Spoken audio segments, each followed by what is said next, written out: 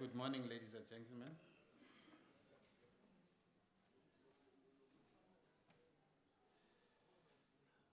On behalf of the Speaker of the National Assembly, Ms. Baleka Mbete, the Chairperson of the National Council of Provinces, Ms. Thandi Modise, I wish to welcome you all to this roundtable discussion.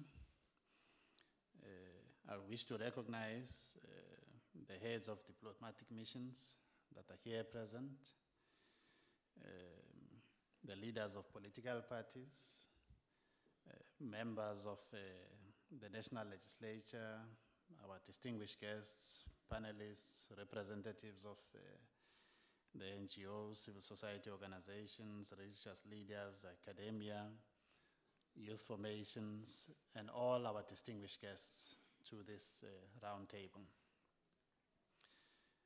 Of course, we wish to apologize for starting slightly late, but we hope we will be able to gain time as we progress with our program. You should have before you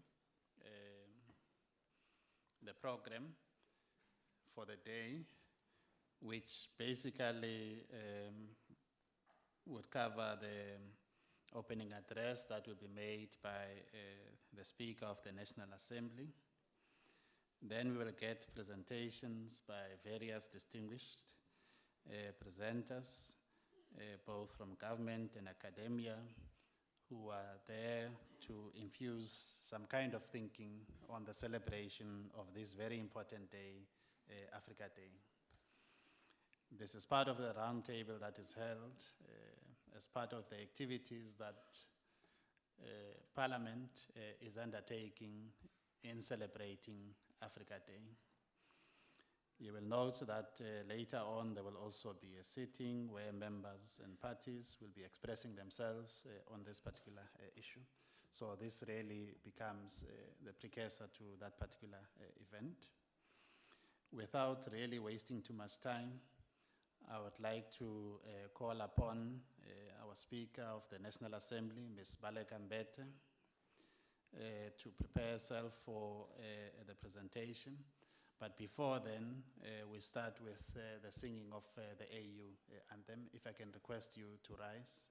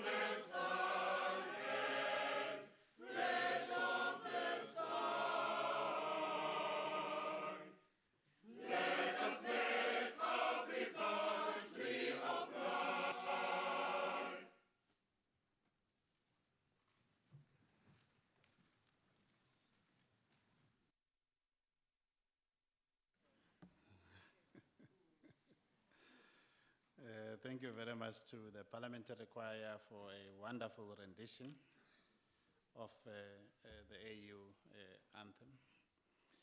If I can, without much ado, call upon the Speaker of the National Assembly, Mayor Baleka Mbete, to render the opening address. Yeah, Nzohle.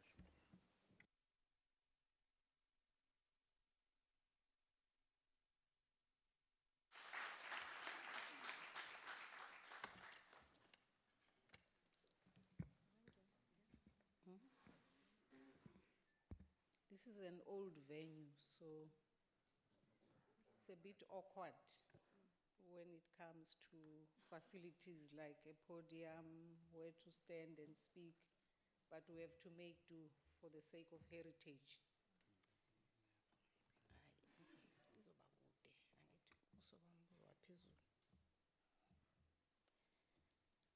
Honorable Chairperson of the National Council of Provinces,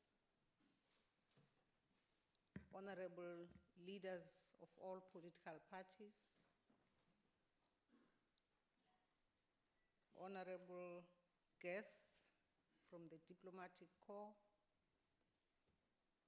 honorable guests who are coming to present, who will still be introduced later, distinguished ladies and gentlemen.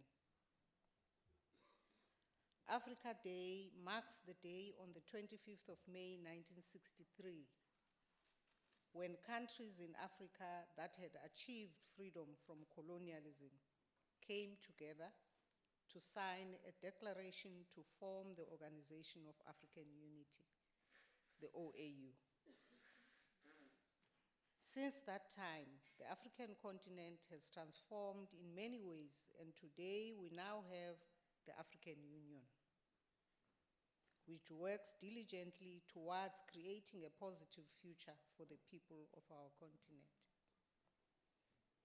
South Africa is an integral part of Africa, and our national interest is inextricably linked to the stability, unity, and prosperity of the continent. The Fifth Democratic Parliament will continue to strengthen relations with other parliaments in Africa and spread a message of unity. Our country's celebration of Africa Day is a time for us to celebrate the progress that we as Africans have made, while reflecting upon the common challenges we face in the global environment. 2 years ago, we celebrated the 50th anniversary of the AU. We look back with measured satisfaction at the road we have traveled. But we also committed ourselves to doing more and better in the next 50 years. Agenda 2063 is about the Africa we want to build in the future. It connects the Africa of yesterday to the Africa of today and the Africa of tomorrow. The past has given us many lessons that we can use to drive bravely into a future of collective prosperity and unity.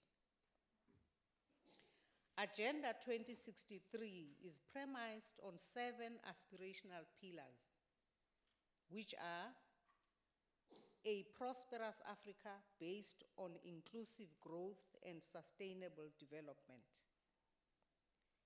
an integrated continent, politically united, based on the ideals of Pan-Africanism, an Africa of good governance, democracy, respect for human rights, justice, and the rule of law, a peaceful and secure Africa, an Africa with strong cultural values and ethics, an Africa where development is people-driven, relying particularly on the potential of women and youth, and Africa as a strong and influential global player and partner. Agenda 2063 also gives priority to regional integration as a key vehicle for Africa's accelerated social and economic development. As such, our Parliament has placed regional integration as one of the areas of strategic focus in terms of our international relations. Honorable members, honorable guests, Parliament, as guided by South Africa's foreign policy, actively participates in various regional, continental, and international forums to promote the African agenda and the role South Africa plays in this regard. This is embodied in our membership and commitment to the SADC Parliamentary Forum. In July 2015, our Parliament will be hosting the 37th Plenary Assembly of the SADC Parliamentary Forum. Not in Cape Town, in Durban. Cape Town is cold. This will provide us with an opportunity to further showcase our commitment to regional integration and working towards achieving the aspirations of Agenda 2063. Honorable members and honorable distinguished guests, as we celebrate Africa Day, let us also reflect on the recent wave of attacks by a small minority against our brothers and sisters from various parts of the African continent. I wish to state unequivocally that South Africa and its people are committed to a prosperous and united future for our continent. During this week, Parliament will engage critically on a range of issues related to our beautiful continent. Included among the planned activities for the week are a public discussion by leading academics and civil society representatives on unity and integration on the continent. A joint sitting to debate Africa Day. The theme of the debate is We Are Africa, united in our diversity in advancing the ideals of Agenda 2063. Honorable members, honorable guests, I wish to conclude by reflecting on the words of Amilcar Cabral, who said that, and I quote, "Our own reality can only be transformed by detailed knowledge of it, by our own efforts, by our own sacrifices." Close quotes. It is only us as Africans who can define our future. And it is through our work as a united people that will give our children the future that they deserve. I thank you.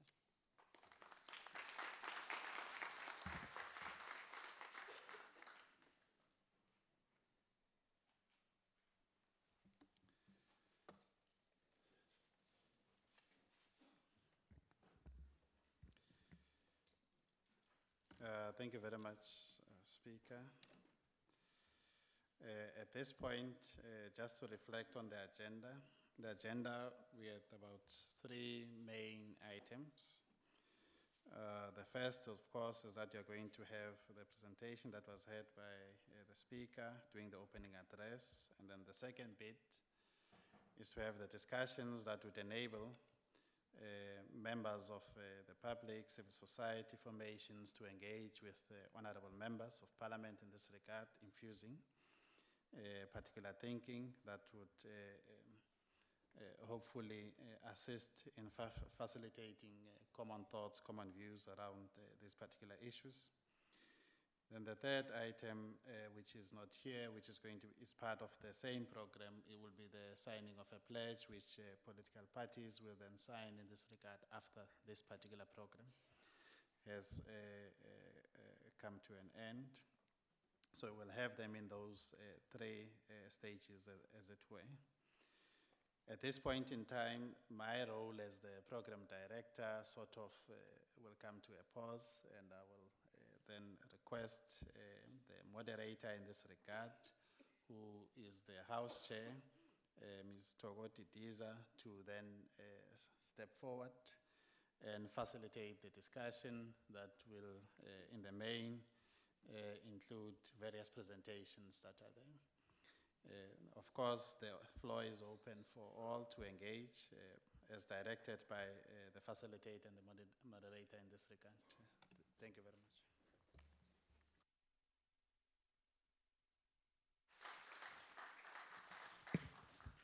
Thank you very much, Secretary. This is a round table. So our presenters will just tease issues through their presentations, which would allow us to engage in the debate. The practice for Parliament, particularly for our members, we'll call them honorable. So you'll forgive me if I seem to be differentiating at times, that some of you I'll call Mr. and others I'll call honorable. It doesn't mean you're not honorable, we are all honorable. Today, as indicated, we want to share ideas, engage on some critical issues that are important for Africa's development as we reflect on the importance of Africa Day. Our speaker has just given us part of the background of where we come from, why this day is important, but also where are we going in terms of the future as reflected in Agenda 2063.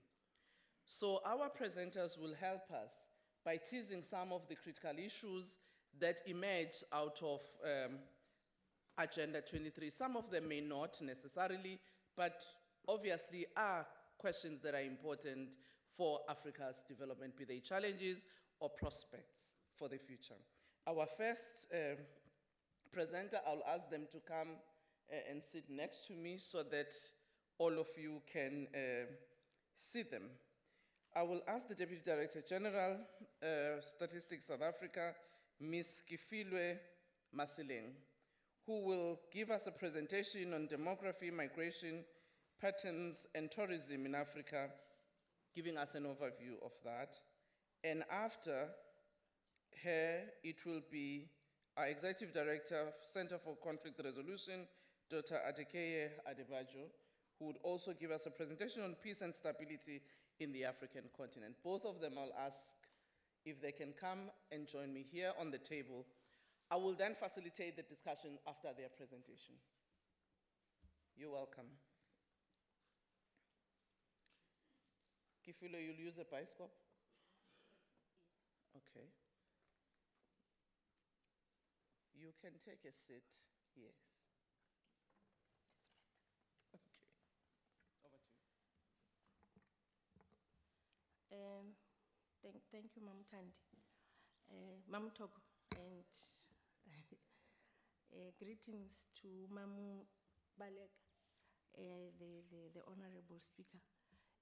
Maybe morning to the Honorable Members of Parliament, and morning again to all members and guests in this Parliament today. Mine is a small, brief presentation about the demographics of the country in terms of how they shape the manner in which issues like migration and tourism happen in South Africa, but also how they affect the rest of the continent, and even maybe how they affect the movement and the choices that get made in the country and other countries. The first part that we would look at is trying to look at the population of South Africa itself. What we have currently seen is that the population of South Africa has grown to a level of about 54 million people within the country. That is as of 2014. And what we have also seen out of that is that Gauteng has got about 12 million people, when KwaZulu-Natal has got about 10 million people. And even the differences that we see in South Africa itself are driven by the choices of movement that the population makes when you will see that there is some level of movement across the provinces, and in that way you find that some of the provinces are starting to grow bigger and some are moving lower. To look at the process, I think in simple terms, we need to understand how do the populations grow. There are three programs, or there are three factors that allow or that influence the growth or the diminishing of a population. The first is that there are people that get born, the births, and then there are people that die in a particular country. What we know about South Africa is that currently there's about 1.1 million children or babies that get born every year. But we are also seeing that there is between 400 and 500,000 deaths that occur every year. Then that gives us the growth based on death and the elements of births. There is also the processes of migration. It is a natural process that happens as a choice that individuals make. It's a process that happens as countries grow, as development happens. When there are opportunities in particular countries, then other countries would find the age groups that are within the labor force moving out of those countries, following the developmental trajectory of the country or of the world itself. So what happens is, what we see in South Africa could be many people moving towards South Africa. Is a developmental issue. So what we count would be the immigrants and the emigrants, and the net migration will be added to that number that we talked about. That is a natural increase, and then it gives us the total population. What we know about South Africa currently is that out of the 54 million people that we were talking about, there are more males than females. At the moment, we have about 51.2% of this country that is male, as compared to about 48.8. No, there are more females. There are more females than males, in such a way that we know that there is 51.2 females in the country as compared to 48.8 males. That is as of 2014 from the mid-year estimates that we published in July of 2014. Now, the other part that we find that countries and developmental agenda grapples with is the issue of dependency ratio. When we count the people that we say are working people, who are the people who carry the economy of the country and the people who carry the livelihoods of the rest of the population, would be those people who are between the ages of 15 and 64. That is the working population. But now there is this other population that we talk about that is totally dependent on the particular other group. And when we looked at it in South Africa, we find that the proportion of the population in each of the provinces has shown that about 2/3 of the population in KwaZulu-Natal is below or younger than 15 years. That shows the amount of dependency of the younger people on the parents, but it is also distributed across the provinces. It is also higher in the Eastern Cape, where there is about 35% of the population that is less than that age of 15.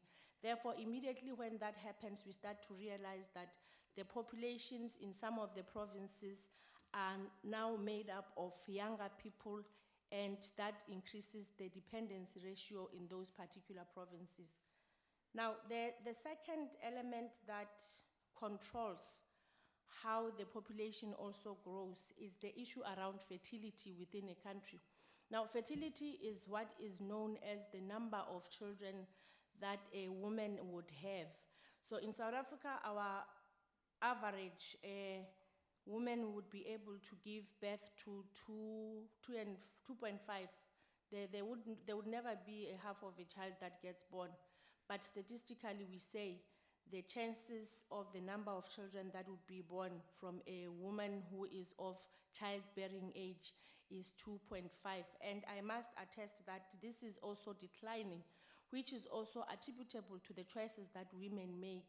When we look at the trend that we have had, we have seen that the levels of births that are being given in the country are declining.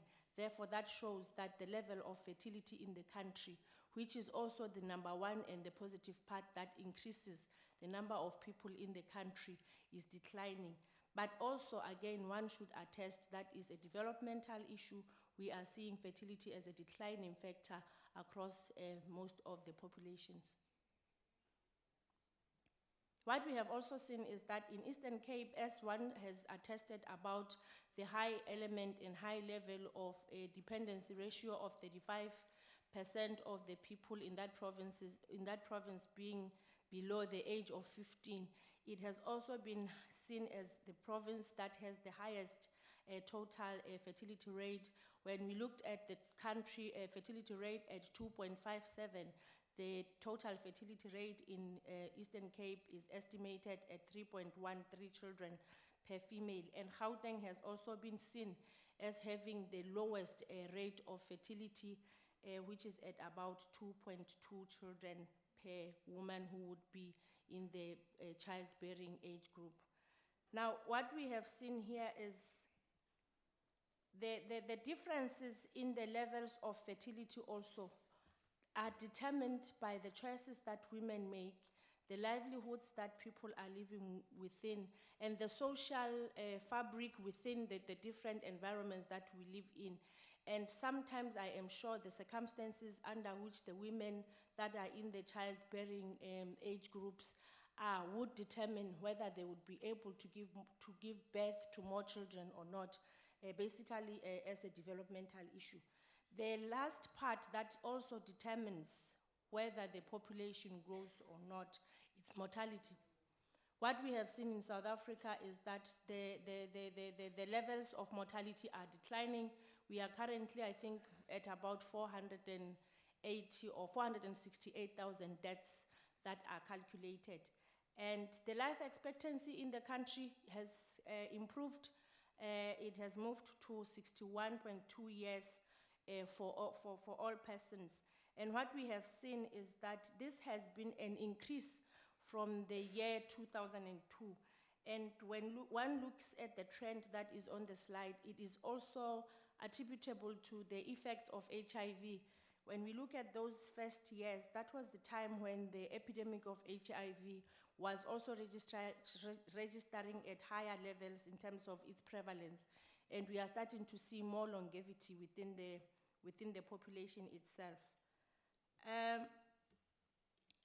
Another part, we will skip that one. Another part that is important in understanding the livelihood and which is a proxy of the health status of a population, it's the infant mortality. If one is sure, the first demographic and health survey that was done in 1998 had shown above 60, the infant mortality rate in South Africa. And this has declined since 2002 from 57.8 to 34.4 per 1,000 babies or children that get born every year. And even the crude rate in South Africa has gone down to the level of about 13.9 per 1,000 people. In 2002, it has gone down to 10.2 deaths per 1,000 people in the year 2014.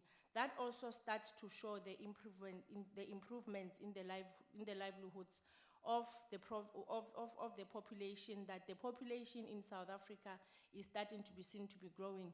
I'm sure at the moment it's growing at about 1% every year. And another final issue that is important in understanding, while we have understood that South Africa is a population that is growing, we have also seen that another element that controls what happens in the population is what we call international migration. And when we have looked at that, we have seen that in South Africa there is an increase in the amount of people that come out of the country, people that come mainly from the African countries, and some of the people that are African, those that are Asian, and those that are white. What we see is that the white people are not migrating into South Africa in large numbers, but there are more people that are coming as Africans and Asians. The other part that we have seen is that outward movement of the white population. When we look at what happens in the country, we have also observed that there are provinces that we call receiving provinces. I think when we released the census results, we had indicated that only about 56% of the people that are living in Gauteng today were born in Gauteng. The rest of the people that are living in Gauteng, all of them are were born outside of Gauteng. And what we see is that high level of migration into Gauteng as a province. Another province that also has been seen as attracting more people into it between 2001 and 2016 as projected is the Western Cape. So when we see these differences in the Western Cape, Mpumalanga, Northwest, and Gauteng, these are the issues that start to show that you have the provinces that are receivers of internal migration, and then we also have provinces that are said to be moving and they are what we call sending provinces. Therefore, provinces like Eastern Cape and Limpopo are the provinces that are sending people out. And you can keep in mind that part that we're saying, we're seeing younger and younger people growing in bigger numbers in provinces that like the Eastern Cape. Therefore, there might be choices that the parents are making to move out of the province to go and look for work, because maybe it might be easier for them to move into some of the provinces that create jobs for them. And therefore, that shows that the choices that we make might also be related to the ability for us to participate in the economy and participate into the labor force or looking for opportunities. It happens at an individual level, it happens at a societal level, it does happen at a provincial and at a country level. When we look at the international migration also for South Africa, what we have seen is that it would be interesting to look at the map of Africa and see where South Africa sits. And what you would see is that there are more people that come from Lesotho, and when you look at Lesotho, unless somebody is flying out of Lesotho, if you drive from any boundary of Lesotho, the next country that you will step into would be South Africa. And when you look at also South Africa, where it is based, it is towards the south of Africa. And when development happens and creates more opportunities in a downwards process, then it means you will start to see movement of individuals and people towards where development is happening in the continent. And when such choices are made, they need to be understood. They are driven by what people see. And I remember one of the premiers, the Premier of Gauteng was saying, when people make choices of movement, somebody in Limpopo will say, I am going to Gauteng, I'll see when I get there. And I am sure the same might be happening when people might have the perception and the understanding that things are happening in the country of South Africa, then that is where the development would move, the direction of movement towards. And what we have also seen here is that net migration is starting to show that there is still more people moving to Gauteng, Northwest, and Western Cape as the economic hubs. And one of the provinces that are also economic hubs that we have seen recently is the province of KwaZulu-Natal. We hadn't seen it, but when we looked at the statistics and started to look at how the people have come, interestingly again, the development in South Africa is moving downwards. What has happened is it started in Limpopo. The numbers of the foreign-born number of people starts in bigger numbers in Limpopo, and it started longer than it went it happened in other provinces.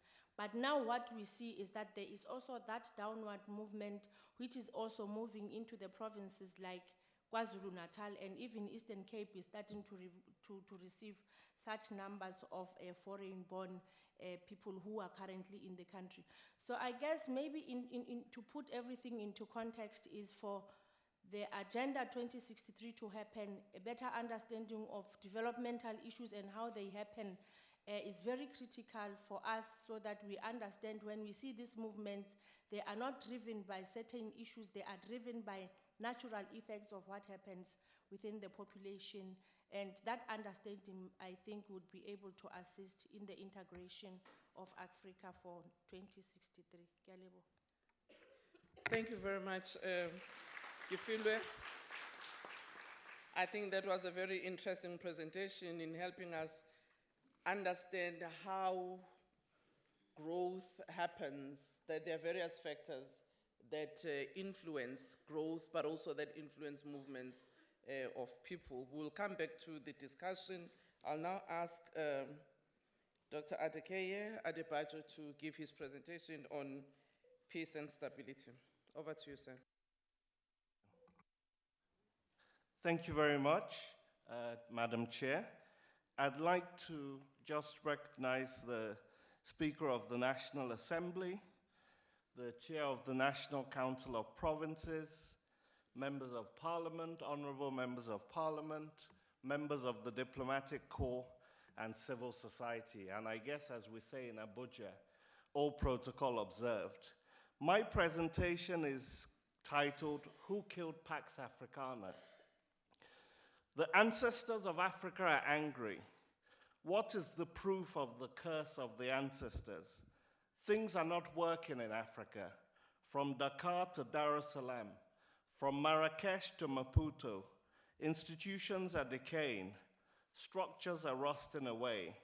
It is as if the ancestors had pronounced the curse of cultural sabotage.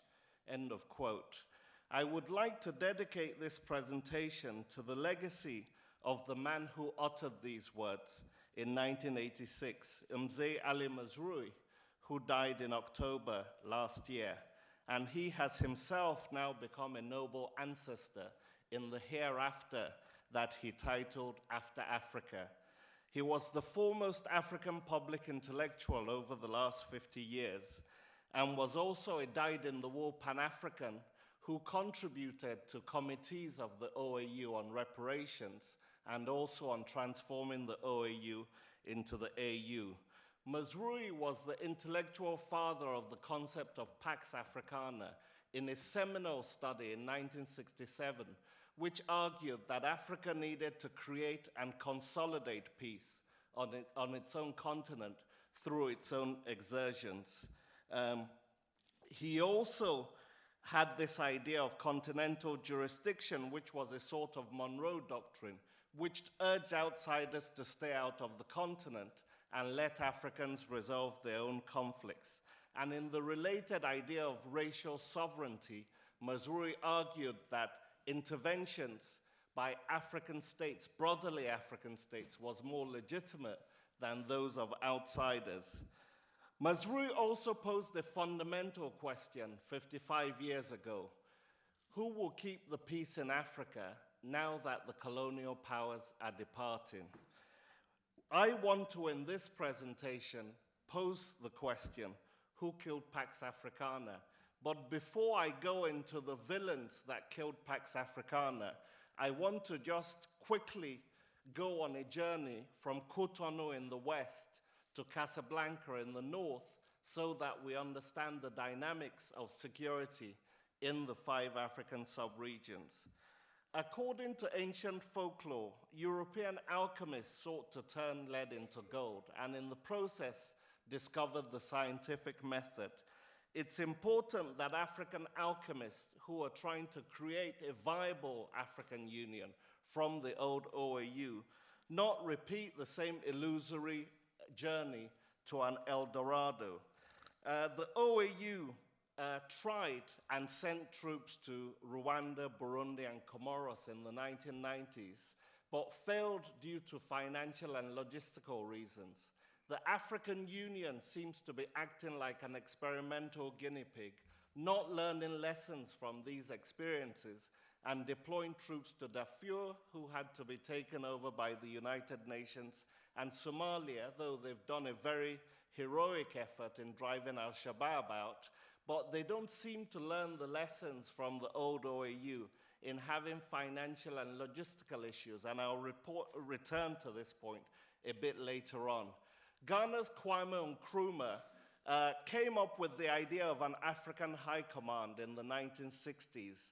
The idea was that Africans will pool their sovereignty and create a force that could basically wage wars of liberation and keep external actors out of Africa. And Nkrumah's heirs in West Africa have gone the furthest within ECOWAS in creating an effective security mechanism. ECOWAS has deployed 6 peacekeeping missions in Liberia, Sierra Leone, Cote d'Ivoire, Guinea-Bissau, and Nigeria has been the backbone of those missions, providing 80% of the troops and 90% of the funding in Liberia and Sierra Leone especially. But it's unclear with Nigeria's own issues whether it will be a force for stability or instability in Africa going forward. But the one thing we do have to commend is that in 2 days' time, Nigeria is actually going to, for the first time, vote out, without the army, a ruling party. So it's a tremendous advance, and I think it will be important that it continues that process.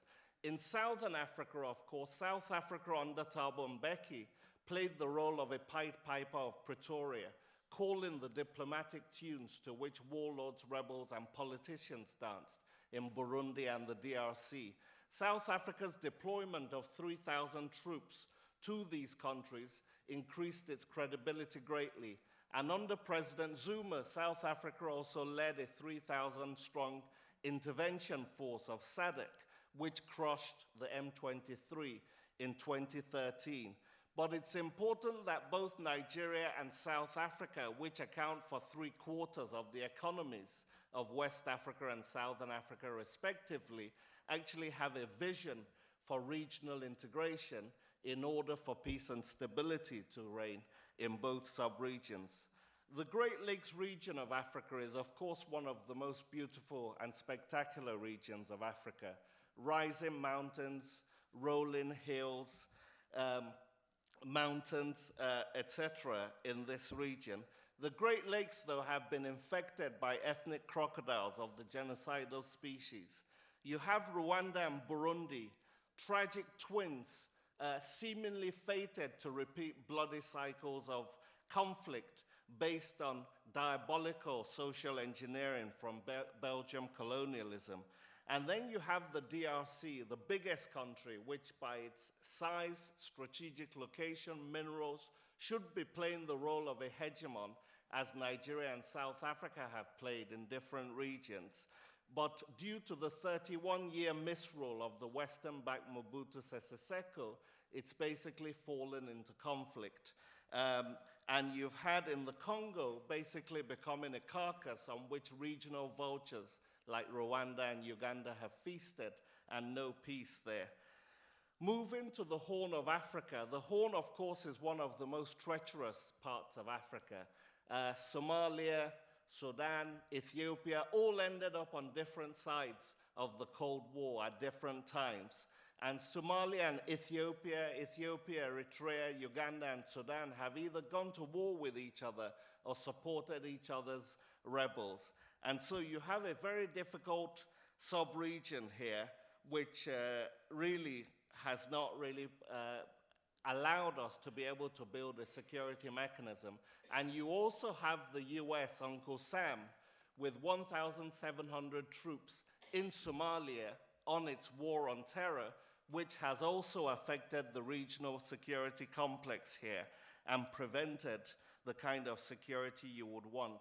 Finally, the Maghreb region is often compared to a bird, with Mauritania, Algeria, and Tunisia the body, and Libya and Morocco the wings that would allow this bird to fly. But it's a bird that's been so incapacitated by conflict, it's had problems lifting off. You've had Morocco and Algeria using the Western Sahara as a stage to play out their rivalry over the Western Sahara, and Algeria, which should be the hegemon in this sub-region, rich in oil and gas, also had a civil war from 1991 after military brass had cancelled elections. And so you have the Arab Maghreb Union, which hasn't really been able to play a very effective role in the region. And of course, the Afro-Arab Spring saw the toppling of mummified pharaohs in Tunisia, Libya, and Egypt, but none of these, apart from the fragile democracy in Tunisia, seem to be holding. So I want to just go through in the 5 minutes I have left the 6 villains that killed Pax Africana in this epic murder mystery. First is poor governance. Between 1960 and 1990, not a single ruling party in Africa lost power, was able to be voted out of power, and only 4 leaders voluntarily stepped down from power. You also had the men on horseback, the military, riding onto the political stage, taking over radio station, urging citizens to stay by their radios, but neither the politicians nor the soldiers were able to really transform the political systems. The second villain in the demise of Pax Africana is the failure of the idea of responsibility to protect Africa's 1 billion citizens, and the proliferation of refugees and IDPs that have made Africa the largest generator of conflict nomads. Over 10 million IDPs and 3 million refugees have been produced by Africa. The third villain is the scourge of corruption, which has eaten into the continent's body politic. Between 1970 and 2008, something like $854 billion and $1.8 trillion left the continent in capital flight. The Central African Republic's Jean Bedel Bokassa squandered a third of his country's national income on a grandiloquent coronation in 1977. Nigeria's General Sani Abacha, who was satirized by Nobel laureate Wole Soyinka as King Babu in a famous play in 2002, also pilfered $3 billion stashed away in Swiss, mostly, foreign bank accounts. This is all money that should be used to meet the infrastructure gap of about $35 billion a year that exists in Africa. The fourth villain in the demise of Pax Africana has been violent extremism, which we've seen all over the continent, from the Sahel to Somalia. You've seen rebel groups in Mali, the Lord's Resistance Army in Uganda, and a atavistic group that tried to implement the biblical 10 Commandments. Nigeria's nihilistic Salafist militants, Boko Haram, have killed over 13,000, and Al-Shabaab has also wreaked havoc in Somalia, aside from attacking both Kenya and Uganda for their role as part of the AU mission in Somalia.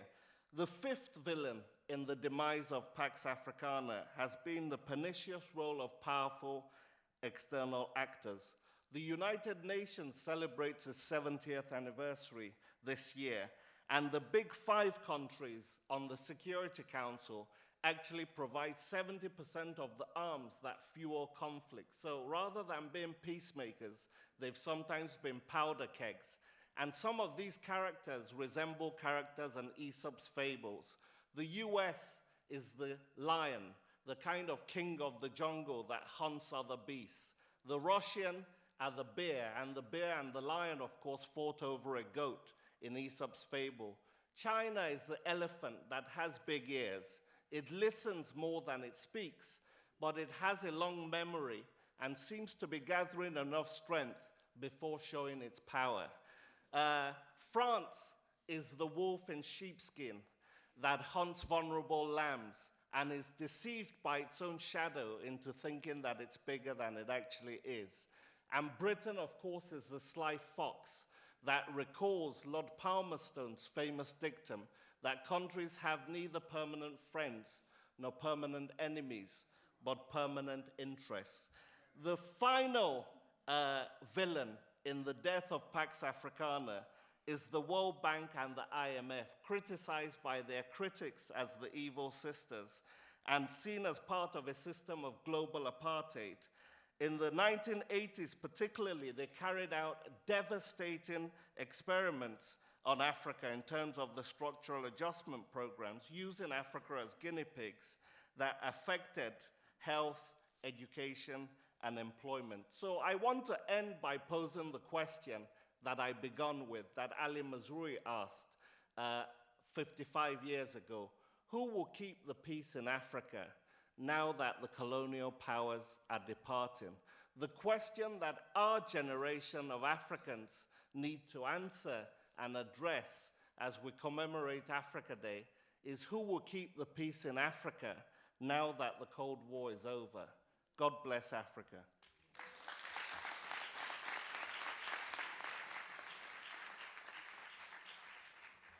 Thank you very much, Adekeya. I'm sure the two presentations that we've just heard were very illuminating.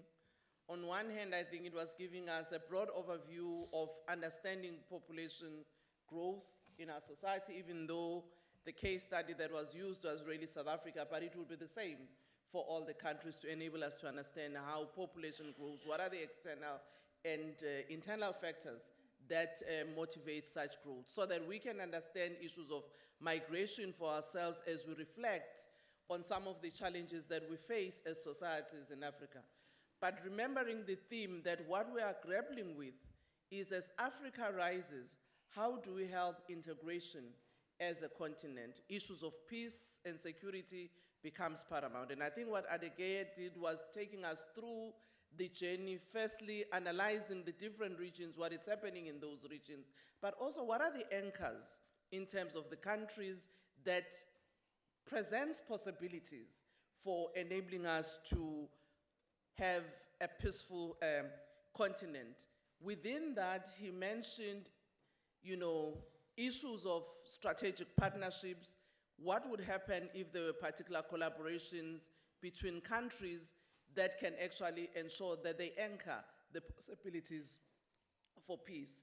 He also raised some of the elements that are critical, such as issues of logistics and finance, where he indicated that part of the weaknesses of the OAU, which unfortunately disenabled them to achieve some of the objectives, particularly around peacemaking, was that even if there were good commitments and mechanisms, those not backed by financial and logistical resources will actually be a crippling factor.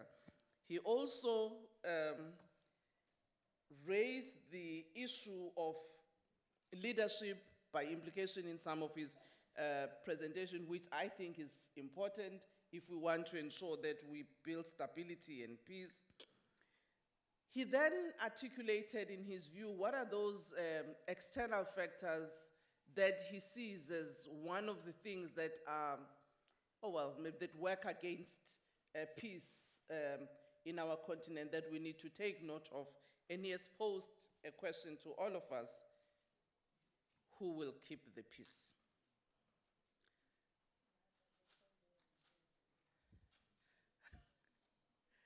Now that the Cold War is over, or now that the colonialists have gone, I'm not sure, given some of the villains that he mentioned, whether have they really gone or they've changed form. But it's up to us to then have some conversation, and this roundtable is for us to also reflect on the issues, give our inputs on what we need to do. Now open for discussions.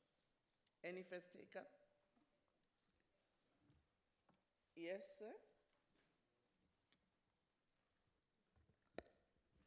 Thank you, Chair. Sorry, if you can just introduce yourself so that all of us know who you are, Thank you, Chair.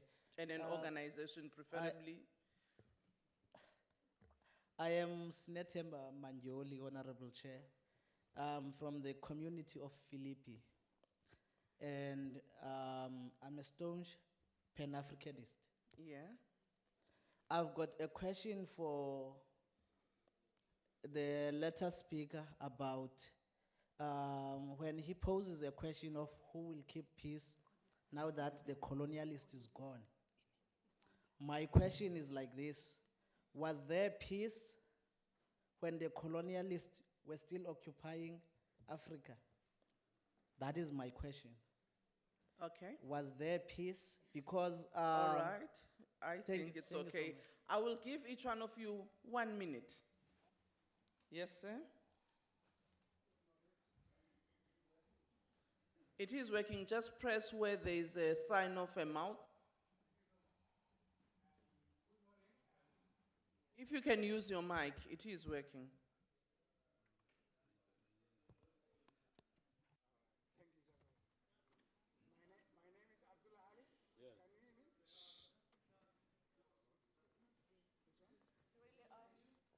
You can use the other one next to you. There are two mics on the desks.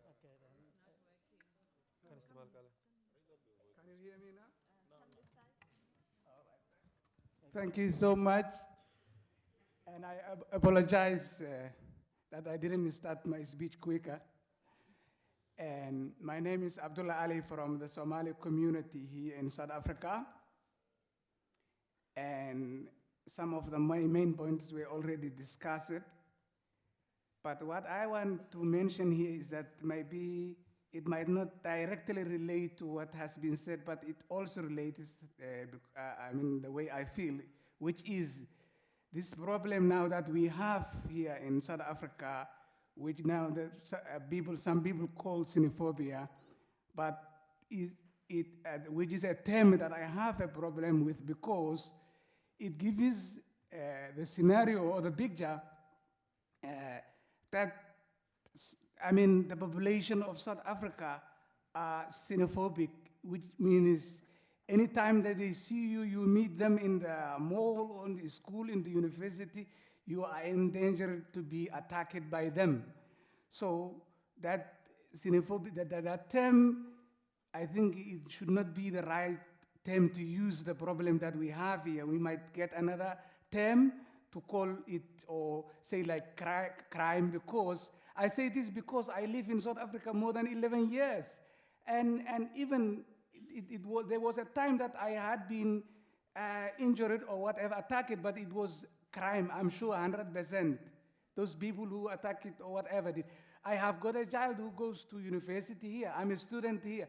So I would like to give my point regarding with that. Secondly, Okay. can I Just have half another a point? minute. Eh? Half a minute, if you can just go to your point All without right, giving a thank you so background, much. yes. I want to say also something about how can we solve that problem itself. To solve this problem, some of the things that we can do might be long-term, and some of them might be short-term. Long-term, I think it should be tackling the challenges of like poverty, inequality in South Africa. Because I think people who are doing this thing are not, they might have problems. They might have, like, say, because of the inequality existing in South Africa, I want to do something. Okay. And the people that they want to do something against are not there. So we want to tackle problem, or the problem of inequality and poverty. Again, also, the issue of also Okay. peace building and democracy in other parts of Africa is also very important. Thank you very so South much. Africa should use Okay, their sir. role to solve the Thank you very much. I think we've heard your 2 points. What we can do, firstly, you said we need to deal with the terminology, and secondly, the proposals of what we can do internally in our country, but also other countries in the region. Gentleman in front of you.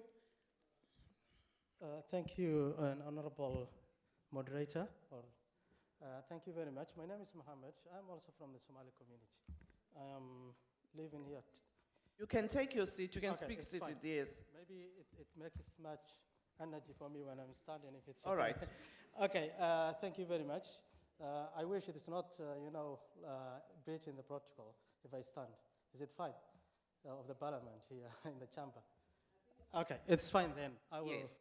Okay, I've been here for 10 years, and I think we are focusing on now the question of Dr.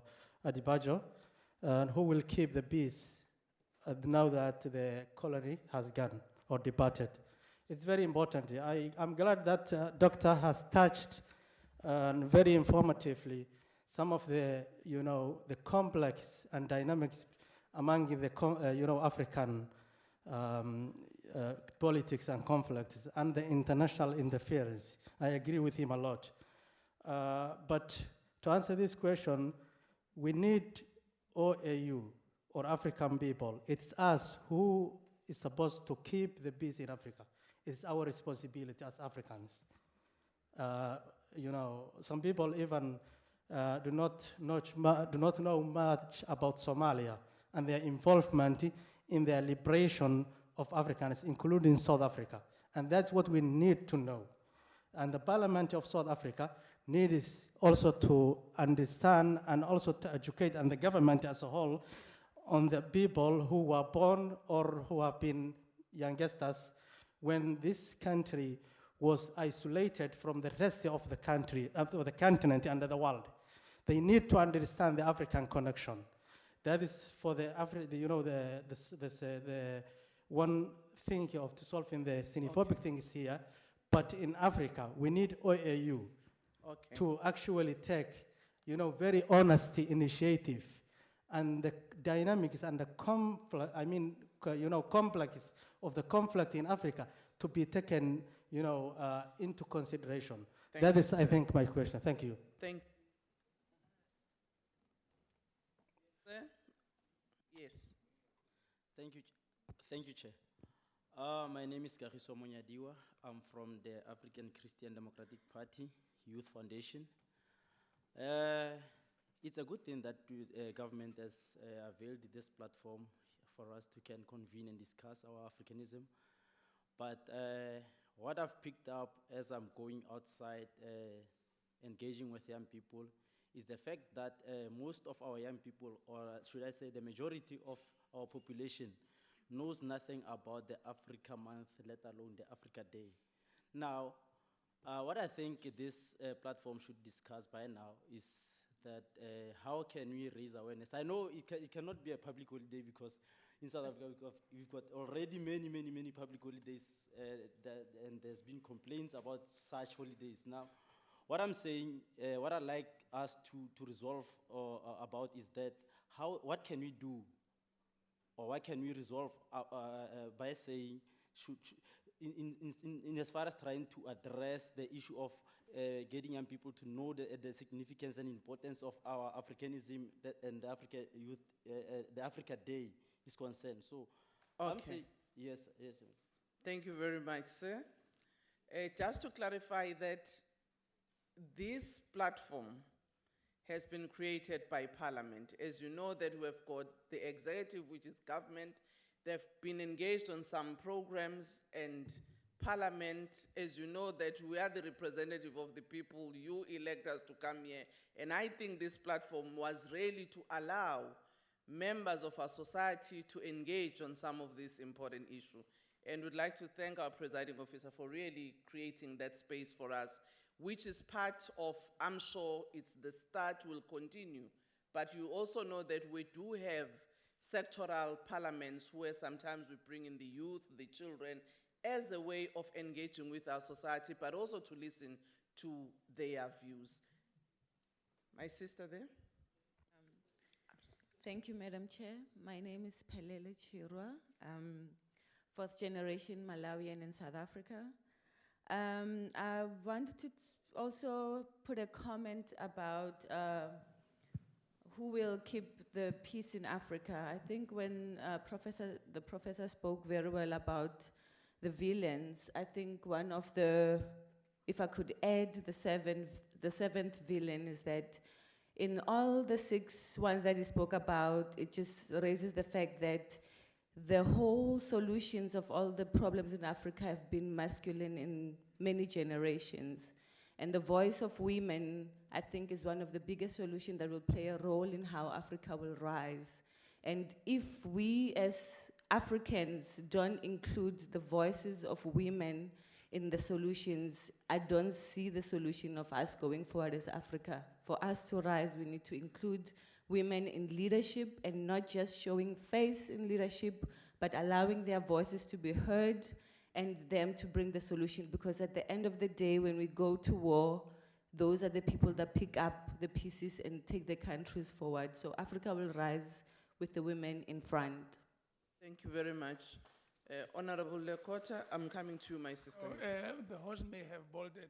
I really wanted to ask that perhaps we recommend that when people speak, if they stand up and they put this thing on, when you see the person speaking, you can understand and hear clearer and better, please. I think it's helpful.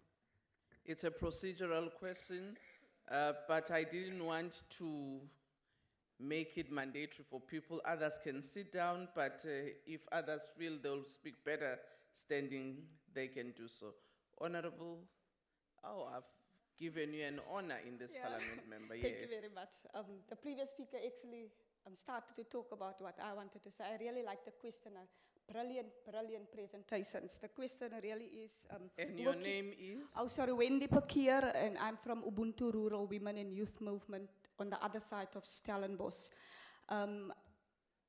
The answer really lies with us women. It's really time to liberate ourselves and lead efforts for change in our own lives. I think of the 1956 March, and I think of the voices of women that has become silent after that.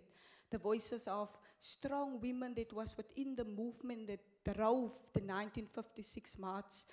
And we need to see more of it. We actually need to see women rise. We need to see women making our voices heard. It's not up to the government alone to keep the peace. It starts with us in our homes. I've once read that the best gift a man can give his children is to love their mother. Dr. Martin Luther King said, our lives begin to end the day when we become silent about things that matter.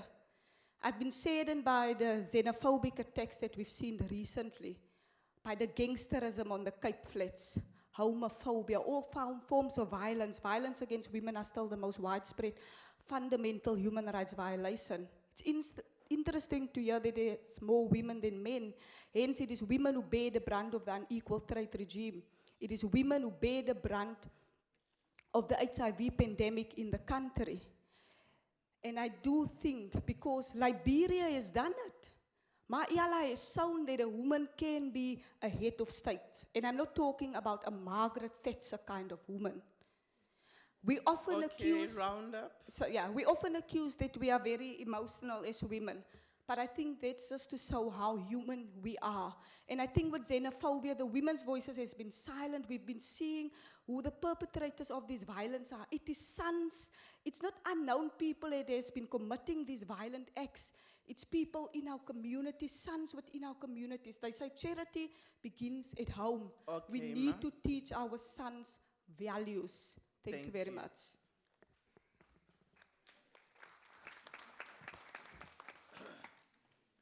Thank you. My name is Edward Mfulwane. I'm from Belleville. I'm representing the Pan-Africanist Youth Congress. I wanted to first try to say to my learned prof there that one, I hear the question that you're posing, prof, that who will keep the peace? And I hear my other colleagues are also trying to cut it from other sides. But I wanted to bring this dimension that first, prof, we have to begin to acknowledge that there are countries who their economies strive on wars that are in Africa. And it becomes a horrific picture, again, when we see the very same countries, again, trying to lead peacekeeping missions in Africa. Now, who will keep the peace when colonizers are gone, prof? Prof, colonizers are the ones who are bringing instability here. Today, they are no longer here physically. My little analysis, prof, maybe it's because I don't have these intellectual lenses, but the little knowledge that I apply in the situation is that they have already installed the system that they wanted to instill in Africa. Now they are remote controlling it from where they are. The war in Libya, Comrade Prof, is as a result of our colonizers undermining us taking a decision and intervening against our will. So I'm just saying, Prof, one, our colonizers are rich and fat not because they are good or it's God-given, it's because they are striving on the wars that we are having. Thank you. Thank you very much. My brother up there and the other one up there, and I'll take the last three and allow the panelists to respond. Yes, good morning, everyone. My name is Mr. Bamoka. I'm from Angola. A question been posed. Who will keep the peace in Africa?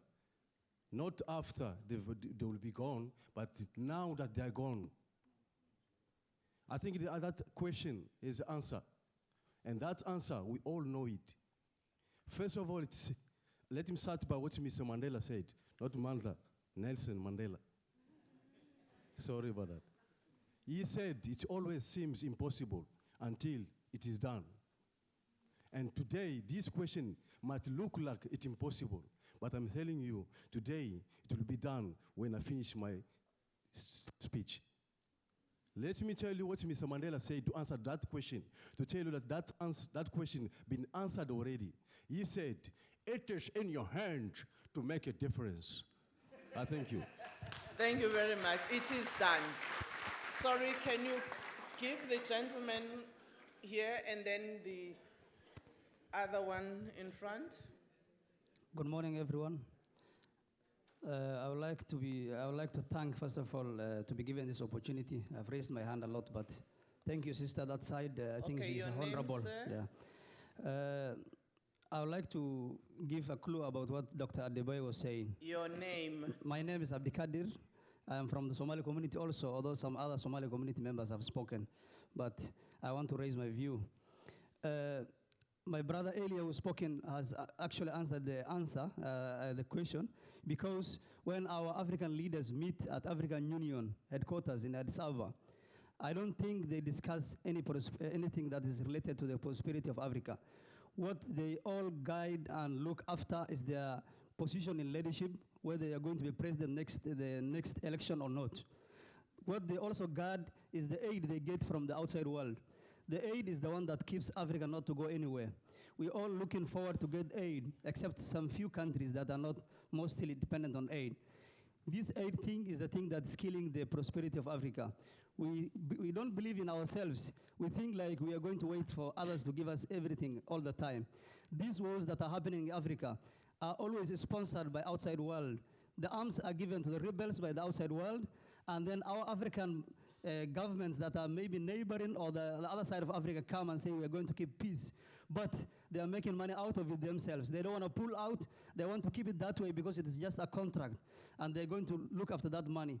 So unless we talk about that reality and we go deep down into those realities that are happening in Africa, and Africans tell each other the truth, there will be no prosperity in Africa. Thank you. Okay, thank you very much. My brother there. Yeah. Morning. My name is Mandis Siklati. I'm from Khayelitsha. I'm from Khayelitsha. South African born and bred. You know, just like my brother there who said that he's a staunch Pan-Africanist, you know, I'm also a staunch Pan-Africanist.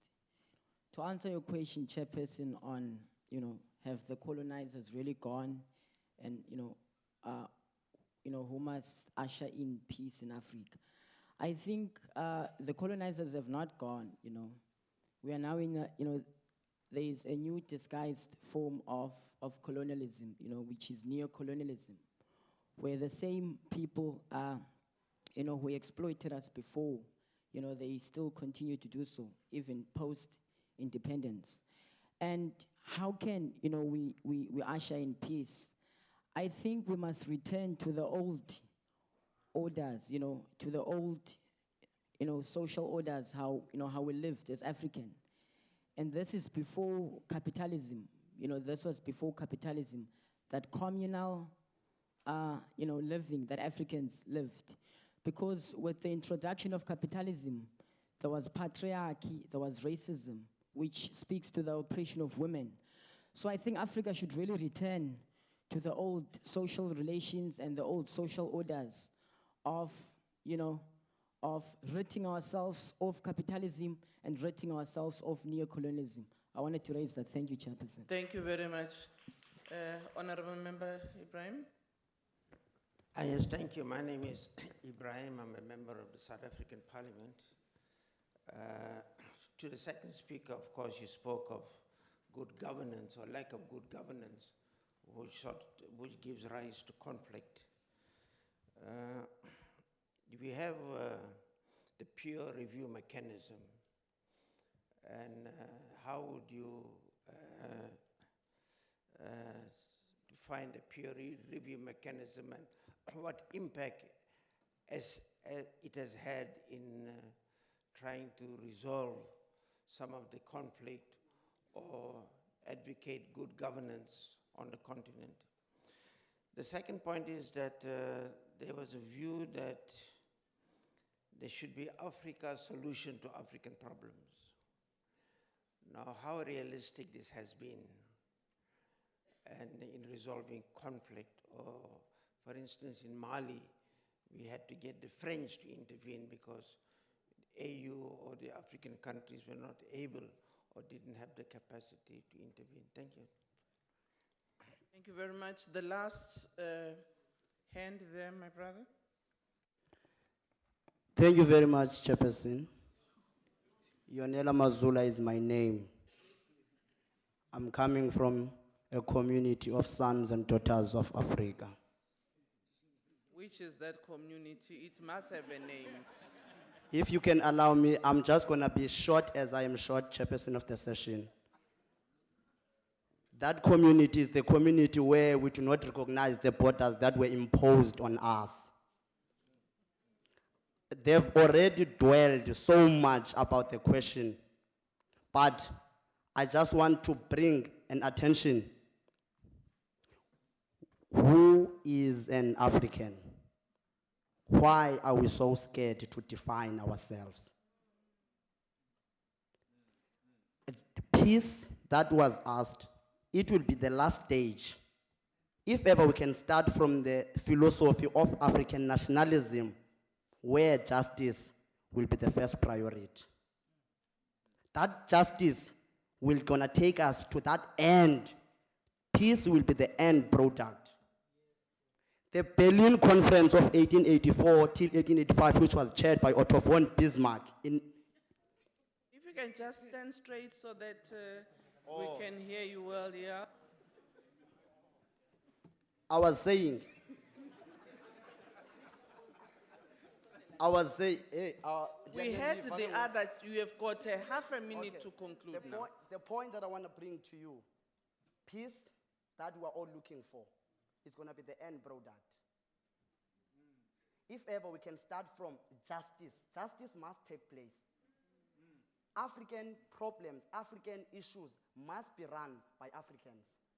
We have got that ability, but it is just that now we're in that other stage, which Kwame Nkrumah said this is neo-colonialism, where maybe some of us do not know who is our enemy. Because these borders, how do you say someone who's coming from next door, is a foreigner, is a stranger? Even that word xenophobia is coming from a Greek word. Xeno comes from xenos, which means stranger or foreigner. Phobia comes from phobos, which means fear. We're not even fearing our African people, our sons and daughters. Okay. But just that it's a self-hate. It's a self-hate. Okay. Thank you, my brother. No. I think we've heard your question. Honorable Lekota, you are the last one.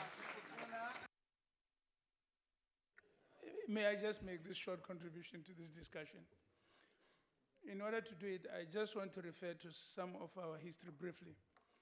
There is a period in the history of South Africa that is told of cannibalism. And the way it arose from what we are told is that there was, the region had a lot of drought at some point. Apparently it was a catastrophic drought, a consequence of which people were not able to produce food on the land especially. And even animals died and so on. Ultimately, people killed each other. They ate each other because of hunger. At some point, I don't know how long that period lasted, at some point, nevertheless, weather became friendlier, and therefore prosperity returned, the capacity to produce. This explains why the people of our region always say, Pula, first of all, Khotso Pula Nala.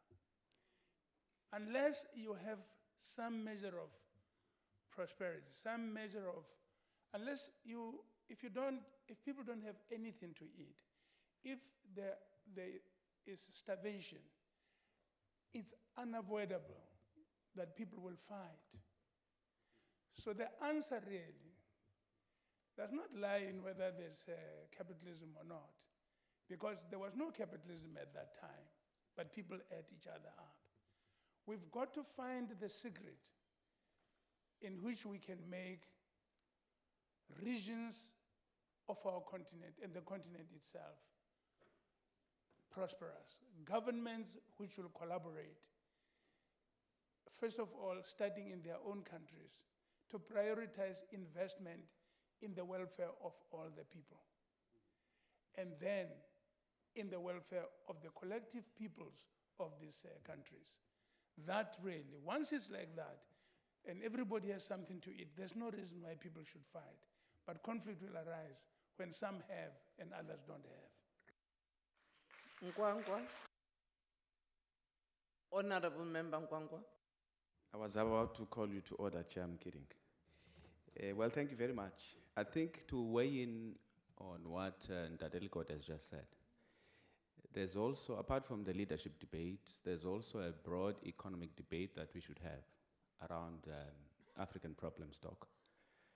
For example, if you, I think it's NEPAD Business Foundation, you'll see statistics like we produce 13% of the world's diamond, 21% of its gold, 46% I think of its diamond and oil and so on, and yet we're the poorest continent in the world. And that should actually make us to consider ways of how we can reconfigure the dynamics in the world that determine the relationship between power relations rather between Africa as a powerless continent and the mighty in the world. Thank you. Thank you. I will now take it back. We'll come back for other session. I'll now take it back to the two panelists to respond. I'll start with Adegeye. There were specific questions that were asked of you in terms of your presentation. Over to you, sir. Thank you very much, Madam Chair, and thanks for the lively discussion. I'm presuming when people are describing themselves as staunch Pan-Africanists, they're not referring to the Pan-Africanist Congress. But let me go on.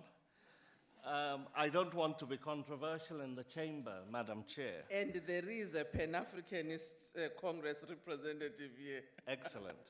I think the first question was about whether there were not colonial wars going on while the colonial powers were there. Yes, I completely agree with you. This was a question, as I noted at the beginning, that Ali Mazrui asked, who will keep the peace in Africa? But I think his main point is that Pax Britannica and Pax Gallica involved the colonial powers basically trying to impose order within their own spheres of influence and often using their own troops, African troops, and even indirect rule in many cases with the British, where they ruled through chiefs because they didn't have enough administrative power or troops. But I agree that there was resistance to colonial rule and armed resistance in Sudan, in North Africa, in West Africa, etc. And there were other conflicts that went on even during the time that they were there. In regard to the issue of African solutions to African problems, I think we need to be careful here in terms of how we frame that, because at the same time that we want to develop and build our own capacity to be able to keep peace on our continent, we also do not want to let the international community off the hook. The United Nations, according to its charter, has primary responsibility for international peace and security. And it's everywhere in the world. It doesn't say everywhere but Africa. And at the moment, 86% of the UN's peacekeepers are deployed in Africa, 9 out of 16 missions. 60% of the deliberations of the UN Security Council are on Africa. So it's important that we hold their feet to the fire, even though there is a lot of politics, as I described earlier, within that Security Council. But I think the African Crisis Response Initiative that President Zuma has been pushing is very important, because we don't want a situation where a genocide erupts, as happened in Rwanda in '94, and Africa doesn't have any option but to wait for external actors to come in. And I think Ibrahim referred to Mali as well, where Africa had to wait for France to intervene. But France cannot be a genuine intervener in Africa. So it's important that we develop our own capacity. But my argument has always been that this must be complemented by the United Nations, which is actually has more financial and logistical support than many African regional organizations have. The issue of the voice of women, I completely agree with my sisters on that side of the aisle, that it's an incredibly important issue that we need to keep in mind when looking at peace and stability. My center, for example, has a fully developed gender and peace building project where we try to train women leaders and make sure that women's voices are part of peace-building processes. And we've done that across the continent. And we've also produced research that has looked at the role of strong women peacemakers, Nobel laureates, Wangari Maathai, Lema Gbowe, and Ellen Johnson Sirleaf. So I think that's a very important point that you raise. My brother here, the young radical, raised the issue about countries that fuel conflicts, then contributing to peacekeeping. You didn't name the countries, but I'm presuming you're talking about countries like Rwanda and Uganda, which basically have been intervening in and looting the Congo's resources. But I agree with you that as much as possible, we should have countries that are keeping the peace, that are credible. I've nearly finished, Madam Chair. In terms of the colonizers having left Africa, yes, I agree with you. Some of the colonizers are in fact still here and haven't left.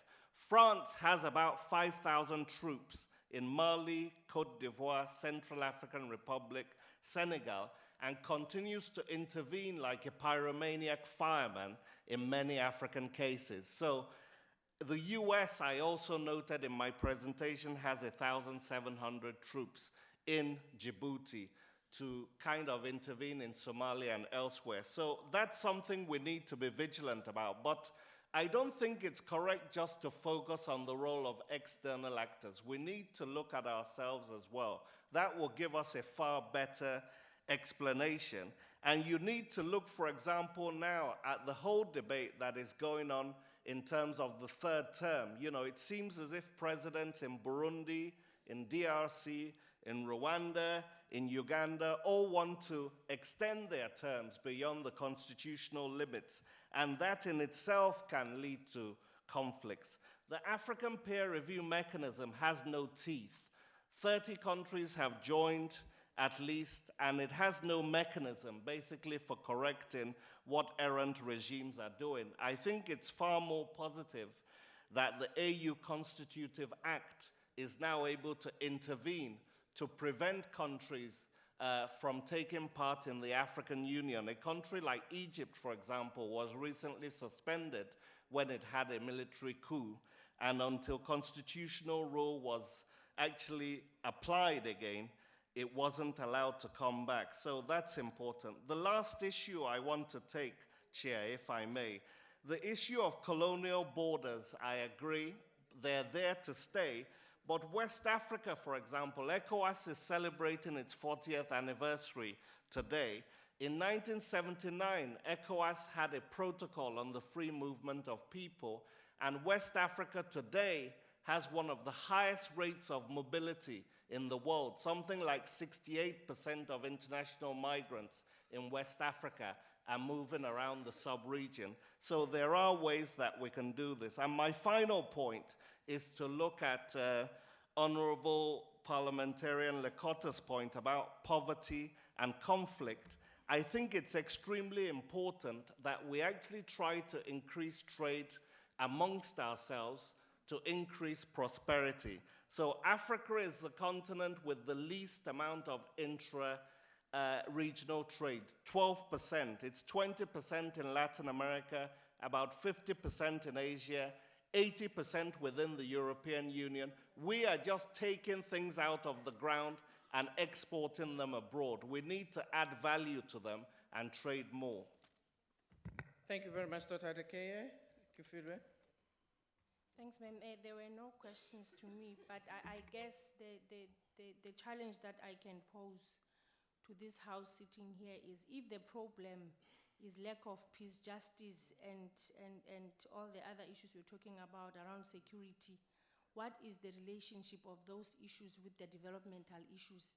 I guess there should be a state where we understand the development of Africa, understanding of Africa, and in many cases, for us to understand where we want to go in building the peace, maybe for the Agenda 2063, we need to understand how we got to the state at which we are, naturally and through development, and in that way, I am sure solutions will not be focused in one direction. Thank you. Thank you very much to our presenters. Can we give them another round of applause? Thank you very much. Thank you. Just to say to the audience that indeed we've heard the issues that we have raised, and I'm sure the speaker and the chairperson of the National Council of Provinces, they have taken note that when we finish this program is TBC, which means to be continued. Because some of the issues that have been raised that require further deliberation cannot happen today, which means, Secretary, you might have to reflect and see what other opportunities may be there for us to continue with the conversations.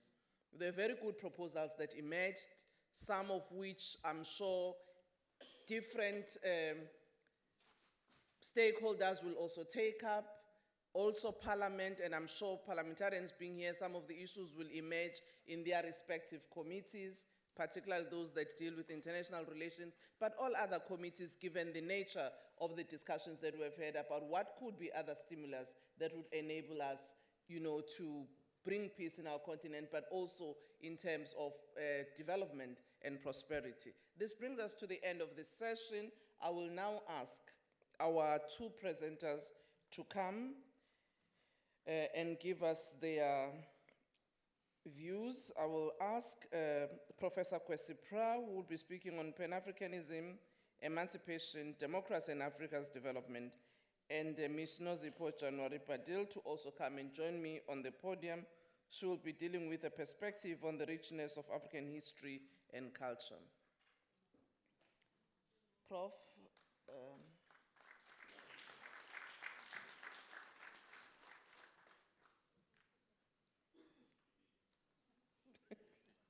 There's a debate about who sits where. Thank you very much, honorable members and our participants who are going to have our first presentation from Professor Kwesi Prah.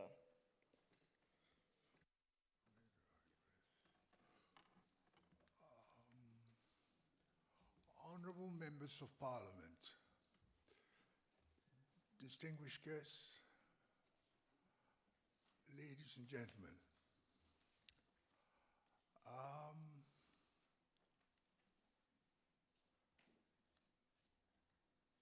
the narratives that we've heard so far tend to focus on the present and the near present. I shall try to contextualize, historicize, on a slightly more expanded canvas, the nature of this story of Africa. That is the story of Africa wanting to find itself, wanting to unite, wanting to be strong, wanting to be modern. And I'll look at some of the comparative issues from other parts of the world which inform these problems, particularly the problem of modernization and unity and democracy. Because we are not the only people in the world, and if we indulge in too much navel gazing and too much self-obsession I think we will miss the larger picture. We live in a world where increasingly we are all living cheek to jowl, where we must learn from the experience of others. We must look at how others did it. And that way we can draw lessons and reinterpret these lessons and input them into our own historical, cultural features. I wrote up a piece for this purpose, and I needed to slice a good bit of it off, given the fact that we didn't have too much time. But I shall quickly proceed to offer you, for your consideration, the ideas I have put down on paper. The final decade of the 19th century, in a significant way, defined African history and progress for our times. From 1885 to 1885 to 1895, the general outlines of the colonial partition of the African continent was established. The African state borders as we know them today were put in place. Since that time, minor revisions have taken place, principally after the First World War, and subsequently in the 50s and early 60s as part of the independence process in Africa. You will all recall that it was Charles de Gaulle, the Frenchman, who in the late 50s, when he came to power and realized that there was a wind of change, the famous wind of change which was held in this speech which made him, decided that he will chop up the territory France had ruled for a few decades. So he chopped up the French colonial empire in West Africa alone into 12 little bits in the space of 3 years. And you ask what the rationale for this was, you won't find it. 12 little bits of a country, of a territory they had ruled as one. Now, the results are strange because some of the problems we have today derive directly out of that. For example, let me give you an example. The president of the Ivory Coast was certainly born before that time and was born in a territory which did not demarcate Ivory Coast as a country, but as French West Africa. So now some of his confreres, compatriots, regard him as an outsider because he was born outside what has become the Ivory Coast. The same sort of noises have been made about Kaunda in Zambia, that he is not really from Zambia because his parents came from somewhere across the current borders. It used to be Central African Federation. The same thing has been said about Jerry Rawlings in Ghana, whose antecedents are from Togo, they say. But remember, in the case of Jerry Rawlings in Togo, British Togoland became part of Ghana only in 1955, 56.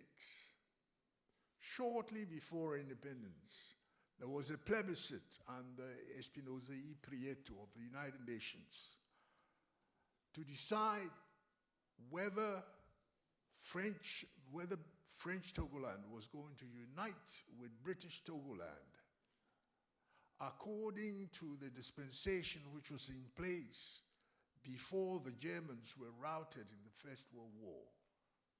Because remember, after the First World War, the League of Nations mandate divided Togo up into two parts, French Togoland and British Togoland.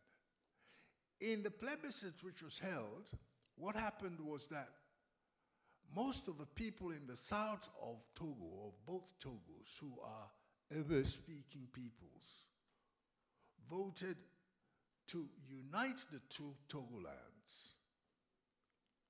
But the people in the north, who were more populous than the people in the south, insisted that they wanted to join Ghana. So a situation was created suddenly where the people in the south, who were quote-unquote more educated,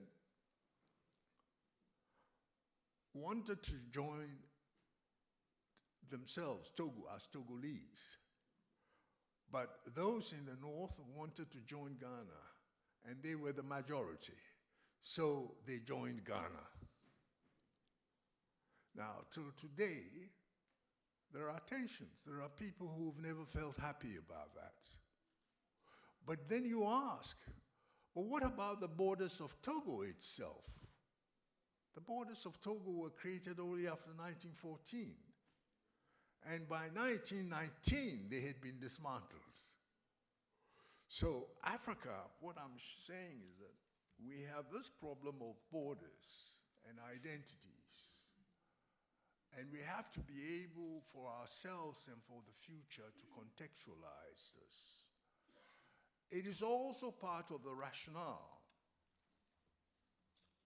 for us to look more closely at this challenge of unification. I give the example also of the Tswanas, for example.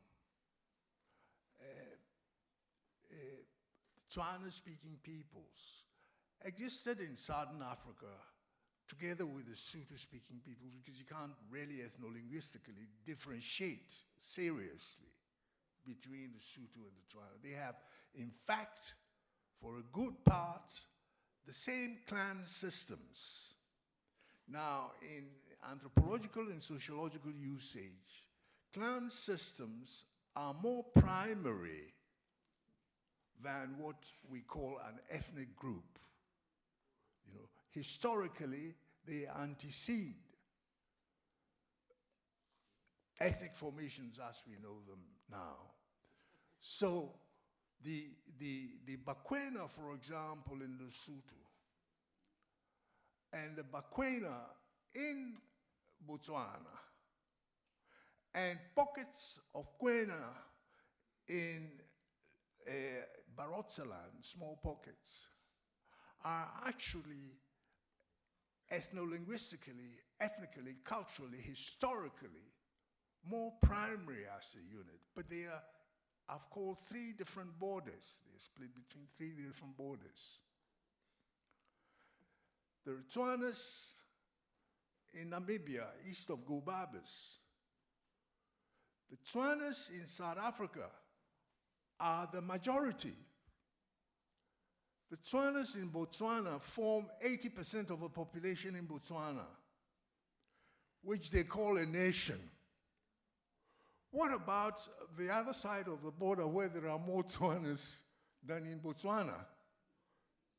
They are not part of the nation. The same thing is true for, quote unquote, the Sothos. You see? And you can compound this issue, this problem, right across Africa.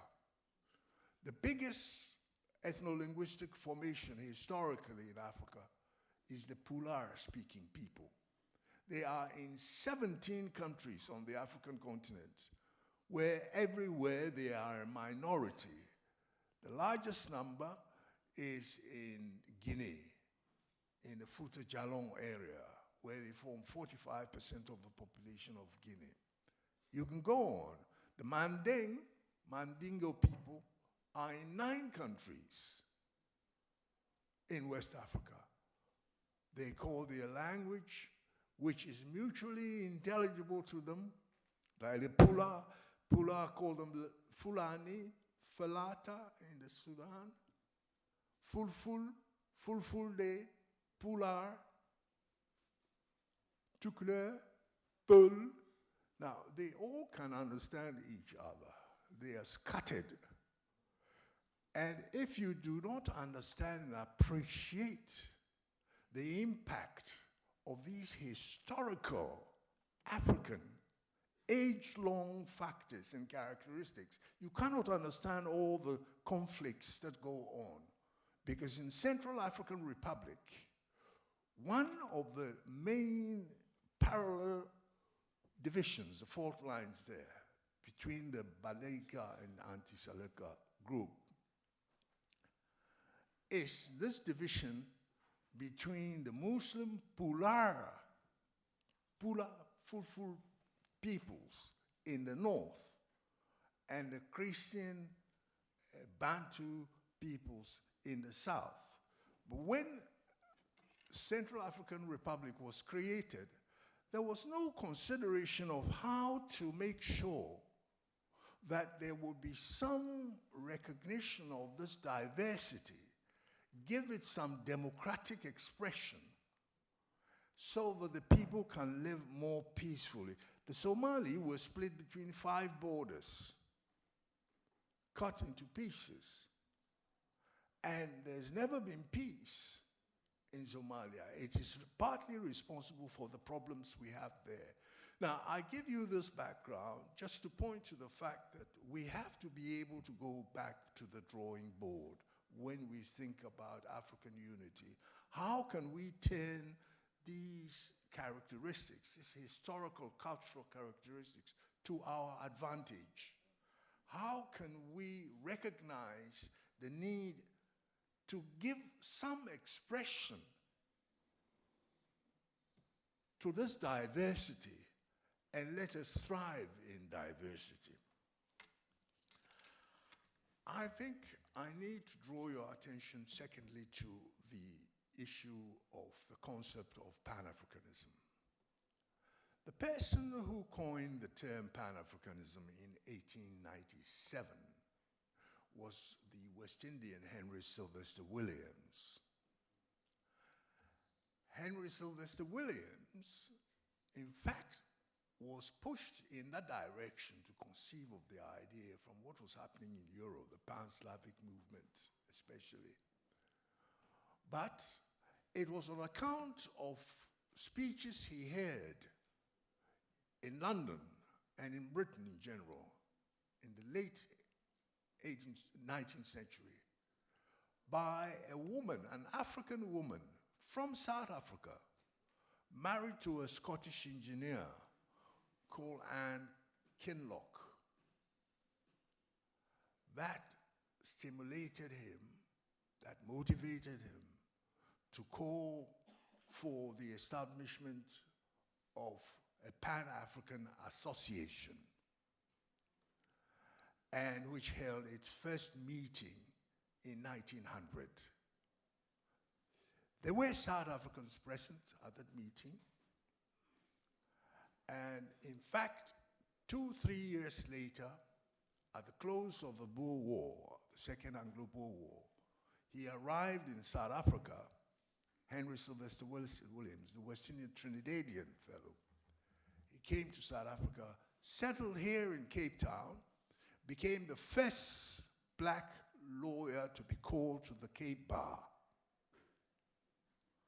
That was Henry Sylvester Williams. And then organized the delegations of Barolong and Basutu on the land question to go to Britain to discuss with the British government. Very soon after that, he left South Africa. Now, I give you that background to explain that, in fact, it is very close to, because people like Alan Soga, DDT Jabavu, Abdurrahman, were all in touch with Peregrino in that circle of people who are the end and the beginning of the 20th, end of the 19th century, beginning of the 20th century, were mooting ideas of African cooperation, global African interaction and cooperation. Prof, if you can round up. I will in a second. I will in a second.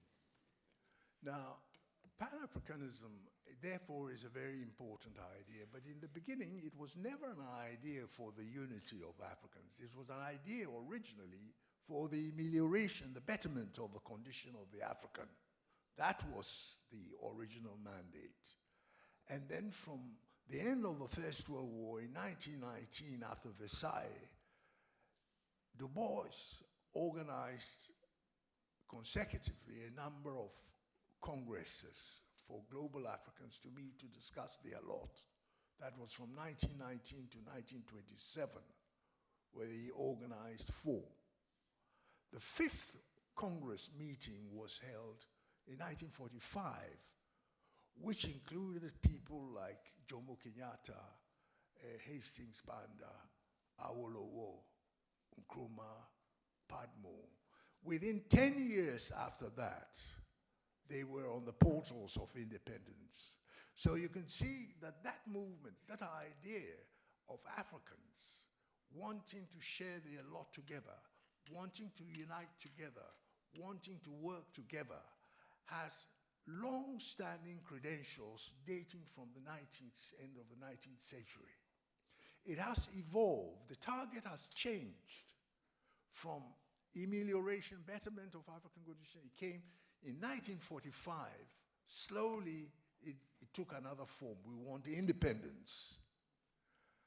By 1958, at the All African People's Congress, I'm almost out. Just give me a couple of more minutes. 1958, the issue of African unity became one of the priorities on the agenda. What had happened? What had happened? It was the meeting in 58 that Lumumba, people like Lumumba, Kaunda, Cabral, all of them were in Accra for that meeting. And then after that, they went out. Within 10, 15 years, 2/3 of Africa had gained its independence. You see. Now we are in the era of neocolonialism. Neocolonialism, which Nkrumah warned about. He says, you're independent, but not independent substantially, independent in name because the structures, the economic, social, political, cultural structures that were put in place under colonialism are still in place. So although the Western powers were out of Africa, practically they've put in place a system which ensures the continuation of their interests. Now, Prof, yes, our time I will stop now. is ready. I will stop now. Now, one minute more. I will give you half a minute more. Just half, not one. Now, the thing is that if you look at who we were, who we've been, because we've been on this patch of earth for at least 100,000 years. All the rest of humanity left this continent and went out. The Homo sapiens sapiens is an African, you see. And in fact, the latest work of the University of Pennsylvania, Professor Zahra Tishkov, shows that the genome systems that we have point to this section of Africa, southwestern Africa, being the home of Homo sapiens. Now, if we have been here all this time, then we must be able to preserve ourselves for the future. I want to offer you the idea that what we need most to do this are our languages. Okay. Once we look into our languages, to use our languages, we will palliate some of the damage which has been done to us psychologically, culturally. Indigenous knowledge people talk about can only be accessed through language, your own language. And it is through our languages that we can develop, because all societies which develop on the basis of the languages of mass society. Look at Asia. Look at the former colonized Asia. Vietnam was colonized by the French. Thank you, Prof. Yes. Thank you. Prof, I will make a pause on that one. I think it was a good ending note. Yes.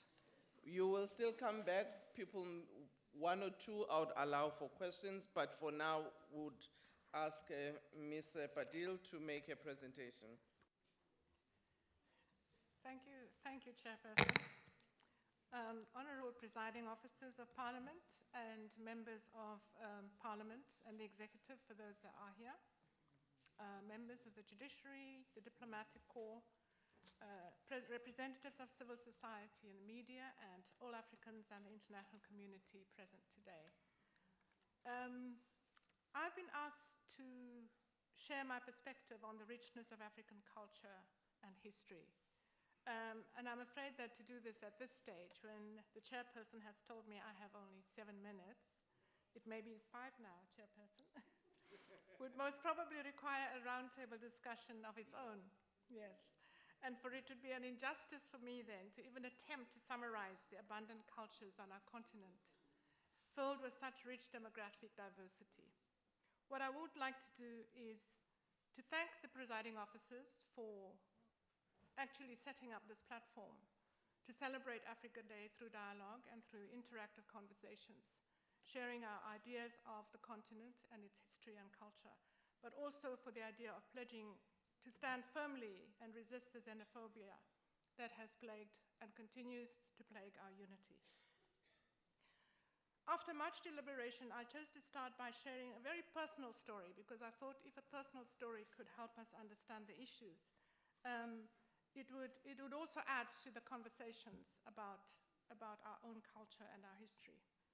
I felt it may make it more credible for myself to speak about it, because it is something that I have experienced.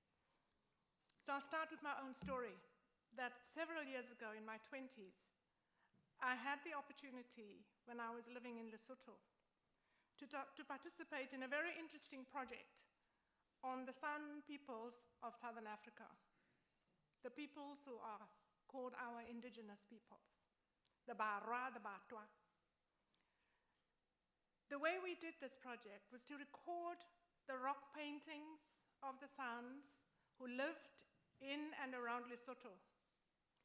And we did this by finding the paintings. So we traveled all over Lesotho looking for the paintings, finding them, taking photographs of them, going back into the studies that we worked in, tracing the photographs, and literally doing a lot of research on the lives of the San peoples and what it is that was depicted in the paintings that were and are still sitting on the rocks of Lesotho and around Southern Africa. And for me, traveling around the Mountain Kingdom and looking for Bushman paintings, the Bushmen is also what they were called then, that we photographed, was a job that was unique, but also one that was extremely fulfilling, because it taught me so much about my own heritage, about the people who are in my blood, who look like me in many ways as well. Because the paintings depicted the social, the economic, the political, the spiritual, and the communal realities of the San peoples. The hunter-gatherers who were nomadic, who used stone tools and worshipped the eland, the big eland, and who also worshipped the praying mantis. They worshipped the eland because it was a huge animal that fed all of them when they were hungry and hunting. They also worshipped the praying mantis because it was a mystery. They didn't understand it, so they turned it into something that they worshipped that made meaning to their spiritual lives. The ability to feed them through the eland was something they took very seriously because it was a way also of sharing what they had hunted and sharing in a communal way. The paintings depicted the entire lifestyle of these interesting ancestors of ours in Southern Africa, and the people of the Sarah Baartmans, who was returned to her birthplace and reburied more honorably where she belonged.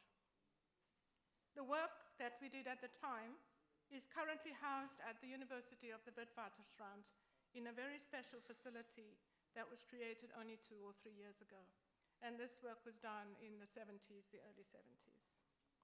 So like the San peoples of Southern Africa, all other peoples of our continent also have a history. They have a language, they have rituals, they have politics, they have economics, they have belief systems, they have songs, they have dance, they have division of labor, and that narrates their economic, social, political, and spiritual identities and stories. Culture is not just about music and dance. It's also about values and ethics. And the Bushmen had values and ethics. The San peoples had values and ethics, which are still in existence today. The sad thing is that we have not integrated these values and ethics into our current curriculums in schools. Many of us have not heard that we even have a group called the San, who once roamed as nomadics in our countries and across our borders, very close to where we live now.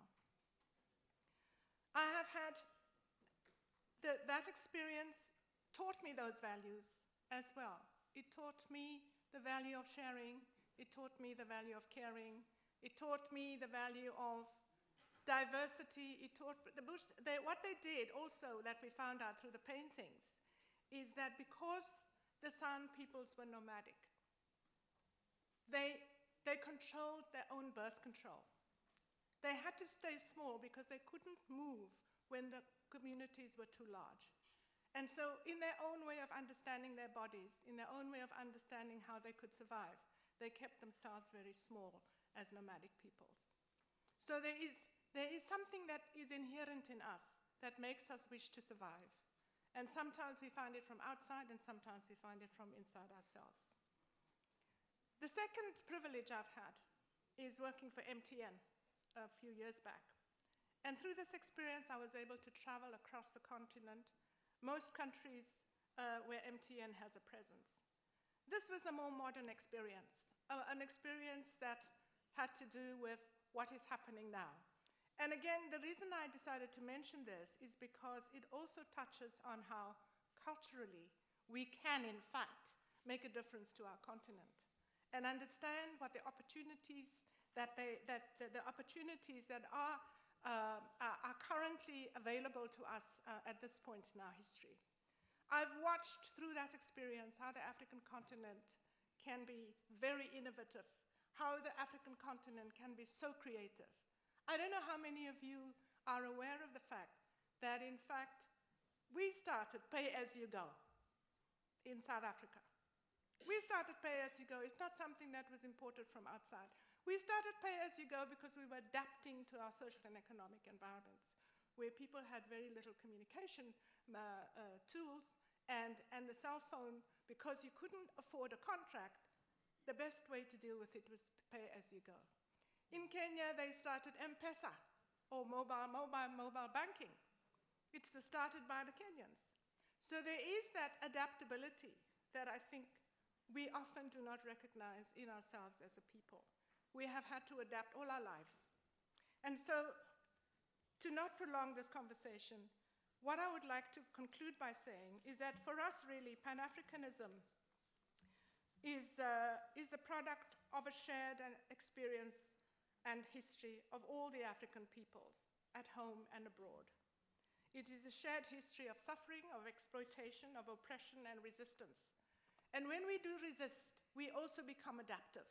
We adapt to situations that we find ourselves in and make the best of them. Oppression and colonialism are things we cannot forget. But at the same time, as they say, we have to understand our history, but not let our history strangle us into nothing. Our resistance to inhumanity and degradation is something that the whole world admires, even though many of them were responsible for degrading us in the first place. We have over the years challenged notions of the continent as a dark, backward, hopeless continent with no heritage. The denigration and the invalidation, especially with regard to the evolution of society, has spurred us on to assert our resilience to injustice and oppression, and we should never stop doing this. Making Africa the other continent within the global order and knowledge in a very tentative way, that we are the cradle of mankind on the one hand, yet remain left behind in a timeless space as the rest of the world modernizes and steps us, locates us in a very negative context.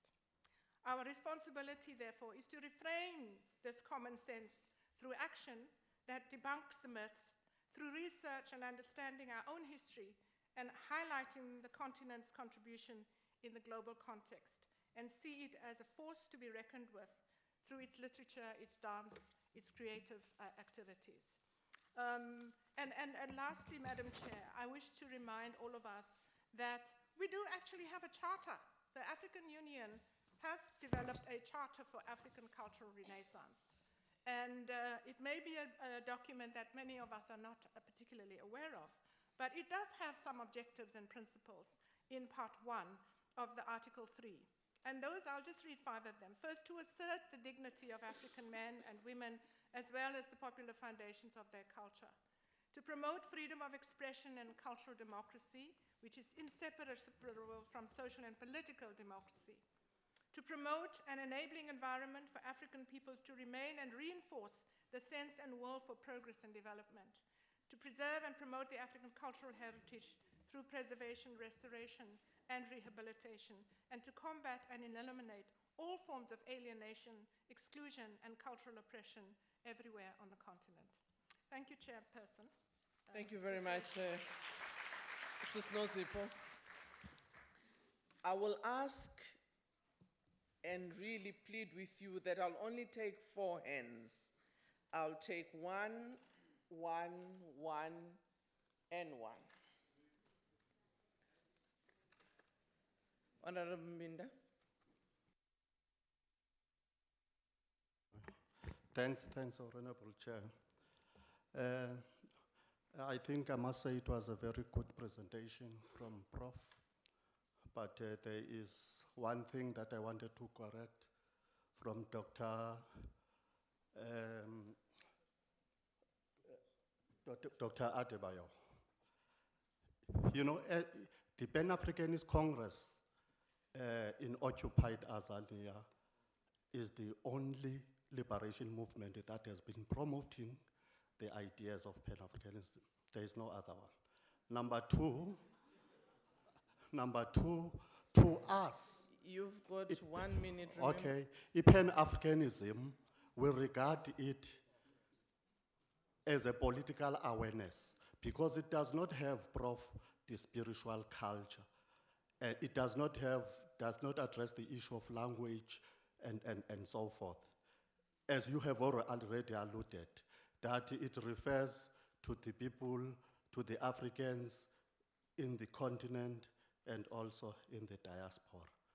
So our ideology, the ideology that we think that even the entire continent should subscribe on is Africanism, which is informed by the African nationalism, which is the only liberatory creed. that can unite the African people. So that's what,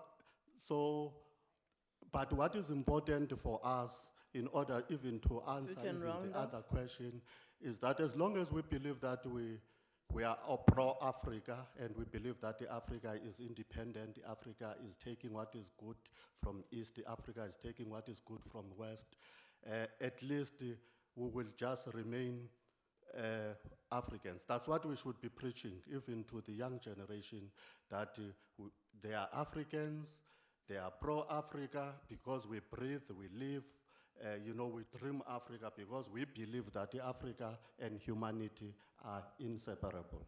But I don't have time. Thank you, Honorable Member. Yeah. There's the lady in white at the back there. Good morning, Chairperson. My name is Aziza. I'm a member of Ubuntu. My point is, I want to talk about on behalf of my fellow foreigners. We suffered a lot. I can lose my job because of documents. The boss can give me 2 days only to go to renew my asylum. And these 2 days, I can finish it in Home Affairs, standing on a queue, and no solution. The time I come back, they reject me to the work, as mother I am. And all of us, please just try to take care of about us. I don't need tomorrow, because I talk about Home Affairs, the day I go to renew my document, and they reject it. Please. Okay, thank you, ma'am. There was somebody, yes, sir? Good morning. My question is that Your name my first. name is Mlungisi Bleki. I'm coming from Crossroad. My question is that first, I am an African. My question is that I have a question about leaders don't want to step down. Don't want to Okay. step down because the leaders, if you are a leader of South Africa, you're leading the whole South Africa, don't want to step down when the term is end. You see, is my question. Okay, then. Thank you very much. The next question. No, we allow only one question. Your minute has gone. Yes. Yes, ma'am. Thank you, Chair. My name is Elizabeth Peterson, and I'm representing the Western Cape Religious Leaders Forum as well as South African Faith and Family Institute. I wanted to comment on some of what the previous professor spoke about in terms of the systems. And I wanted to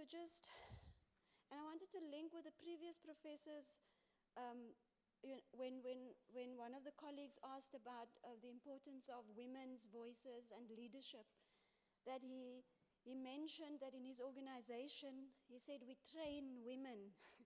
and I feel very uncomfortable about that, because I think what I'd like for us to consider as we transform our country, that we consider these two systems of oppression that has really been Siamese twins. And the one is colonialism, which in my definition is a system of white supremacy that makes the oppression of black people seems natural and eternal and ordered by God.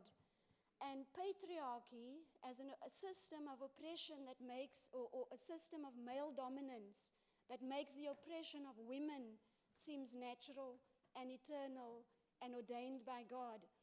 And if we're going to transform Africa, I really believe we've got to be really checking what we are doing in our institutions. How are we feeding into these systems of oppression that really, if you dismantle the one, you would be dismantling the other.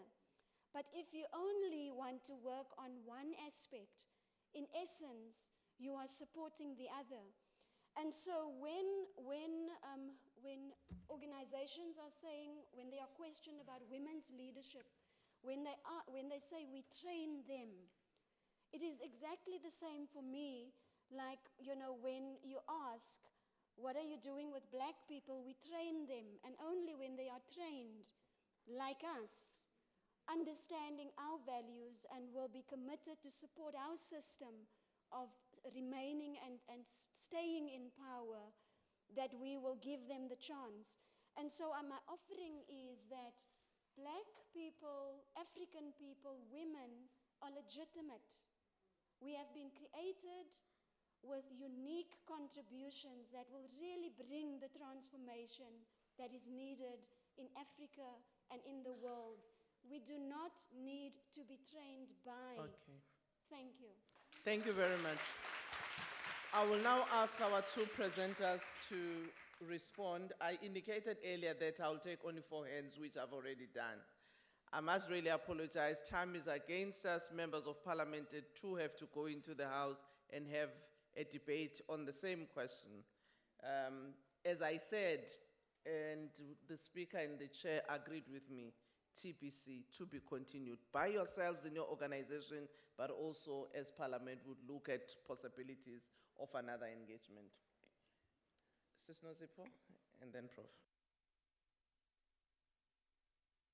Chairperson, I certainly agree with everything the last speaker has just said. As I said earlier on,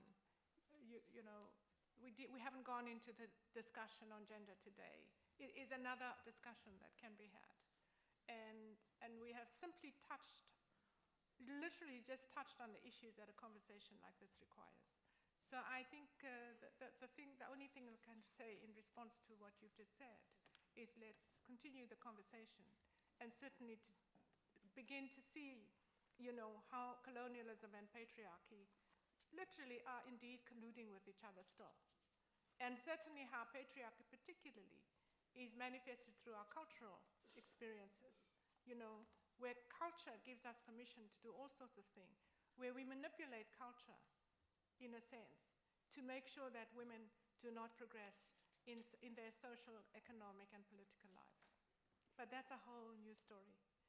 That's the only question I'll respond to. Thank you. Prof. Pra? Thank you. I'll continue from where I left off because most of Only for a minute, Prof. Just 1 minute. Yes. I think the question of language needs special emphasis. I will remind you of some of these things which are right under our noses.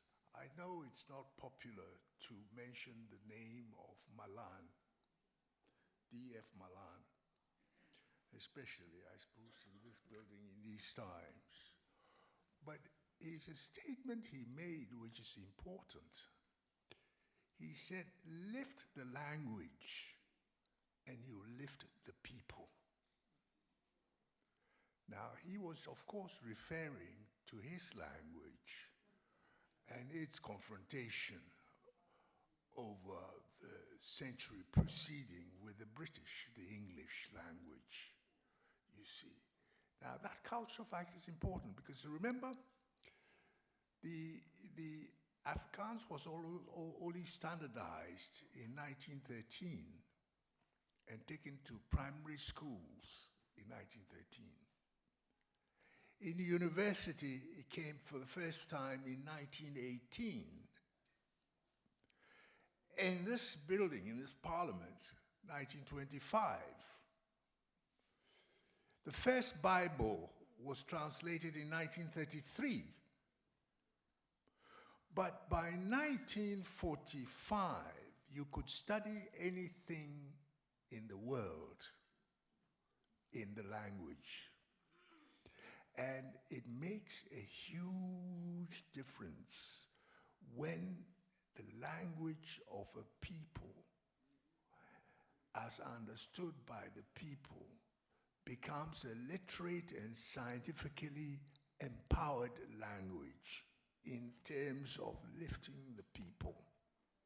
Now, we have to learn from that experience and know that we can also lift our languages.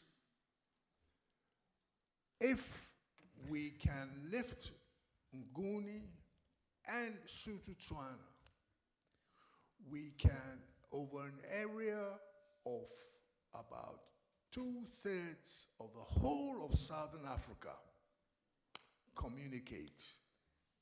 You see? Now this applies not just to South Africa, it applies to the whole of Africa, because in Asia, the phenomenal rise of Asia is due to the fact that they use their languages for development. Democracy will be deepened when people can read what is going on in Parliament on a daily basis in languages which they understand. Thank you very much, Prof.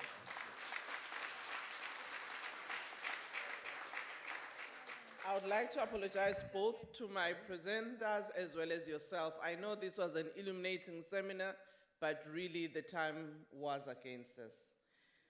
There are certain issues that ran across from all the presentations, which I think we'll have to take home as we go back and engage with our constituencies.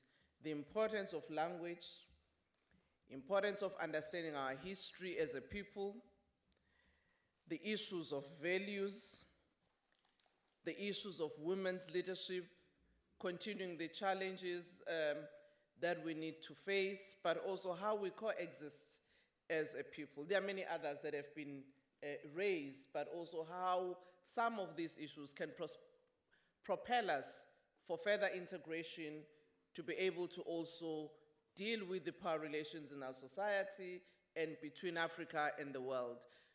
So going forward, what we will do as Parliament will be to share the different presentations with yourselves, and hopefully, and I'm now asking on behalf of my presiding officers, that your various organizations and constituencies continue this dialogue. The fact that we only celebrate Africa Day on a specific day or week does not mean we can continue these conversations for the whole of the year and the years to come in order to grapple with these challenges that we are reflecting on. Parliament on its side would also reflect on how best they can actually continue the conversation. I will now ask our chairperson of the National Council of Provinces, Honorable Modise, to come and do a vote of thanks. You will do it from there? I would. Thank you, Mayor. Program Director, the Speaker of the National Assembly, honorable members, leaders from civic societies across the continent, the academia, members from our public constituencies, members of the diplomatic corps, ladies and gentlemen. I stand to thank you on behalf of the presiding officers and Parliament for coming to grace this occasion. We want to upfront say we acknowledge that the time was not enough. And as the program director has said, we want to create more space into the future to invite all of you again to come in and to share with us, but also not only to share with us as representatives of the different constituencies, but also with Parliament in the different constituencies that parliamentarians share. We want to also re-emphasize that all the presentations of today will be available to members in full. But we also want to say that we are grateful to the eminent people who agreed to come to us. We thank you for the sterling work, the non-hesitation when we knocked at your door to come and spend the day with us, inadequately timed as it is. We want to thank you for helping us understand ourselves as Africans even better. We want to say that Parliament is beginning to go back to look at its association with civil society, with scholars, with practitioners, to bring us all back with the business community, to bring us all back into a mode of discussion as South Africa. We think it is a role that was carved for us as Parliament because, and I want to quote an old woman, she's late, Matomas. She used to represent a region of the ANC Women's League in the National Executive. And she would fold her arms and listen, and then say, I am the ears, the eyes, the mouth, the conscience of my region. That is, in essence, what we see the role of Parliament to be. That we listen, we look, we hear, but when time comes, it is Parliament also that must act as the glue for civil society and for the nation. It is also Parliament that must represent South Africa's view in the different constituencies, in the different international platforms that we go to. So I want to thank you very much and invite all of us to join us as we go through to look at the pledge. We must also say that we thank the leaders of the different political parties for coming through. Indeed, Parliament is not a house of majorities, it is the house of the people. We represent the people. We also want to say that we must recognize as Parliament the young people who are sitting amidst us. We always say in this country that society must always allow the space for each generation to identify, to define, and to find ways of expressing their mandate.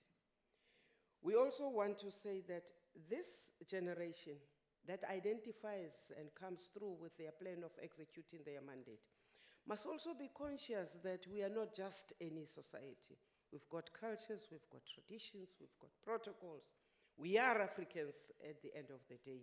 Siyahlonipha, and there are certain things which, even as the young people looking to identify our missions, we must always keep in mind so that at all times we don't lose anything.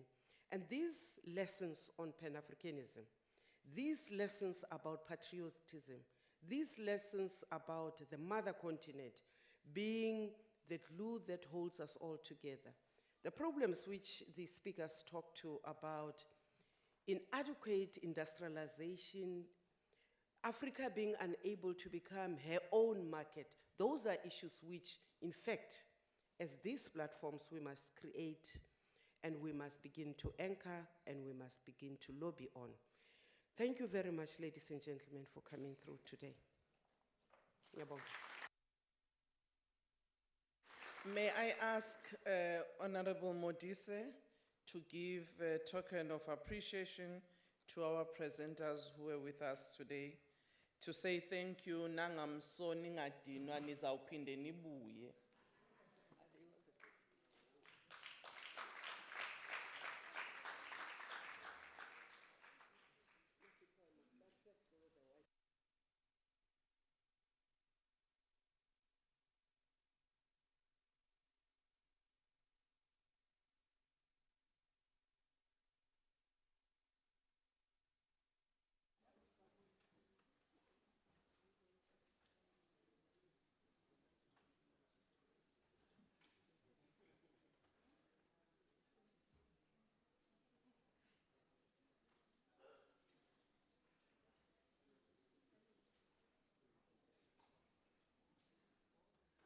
May I now ask the Secretary of Parliament to tell us where we have to go for signing of the pledge.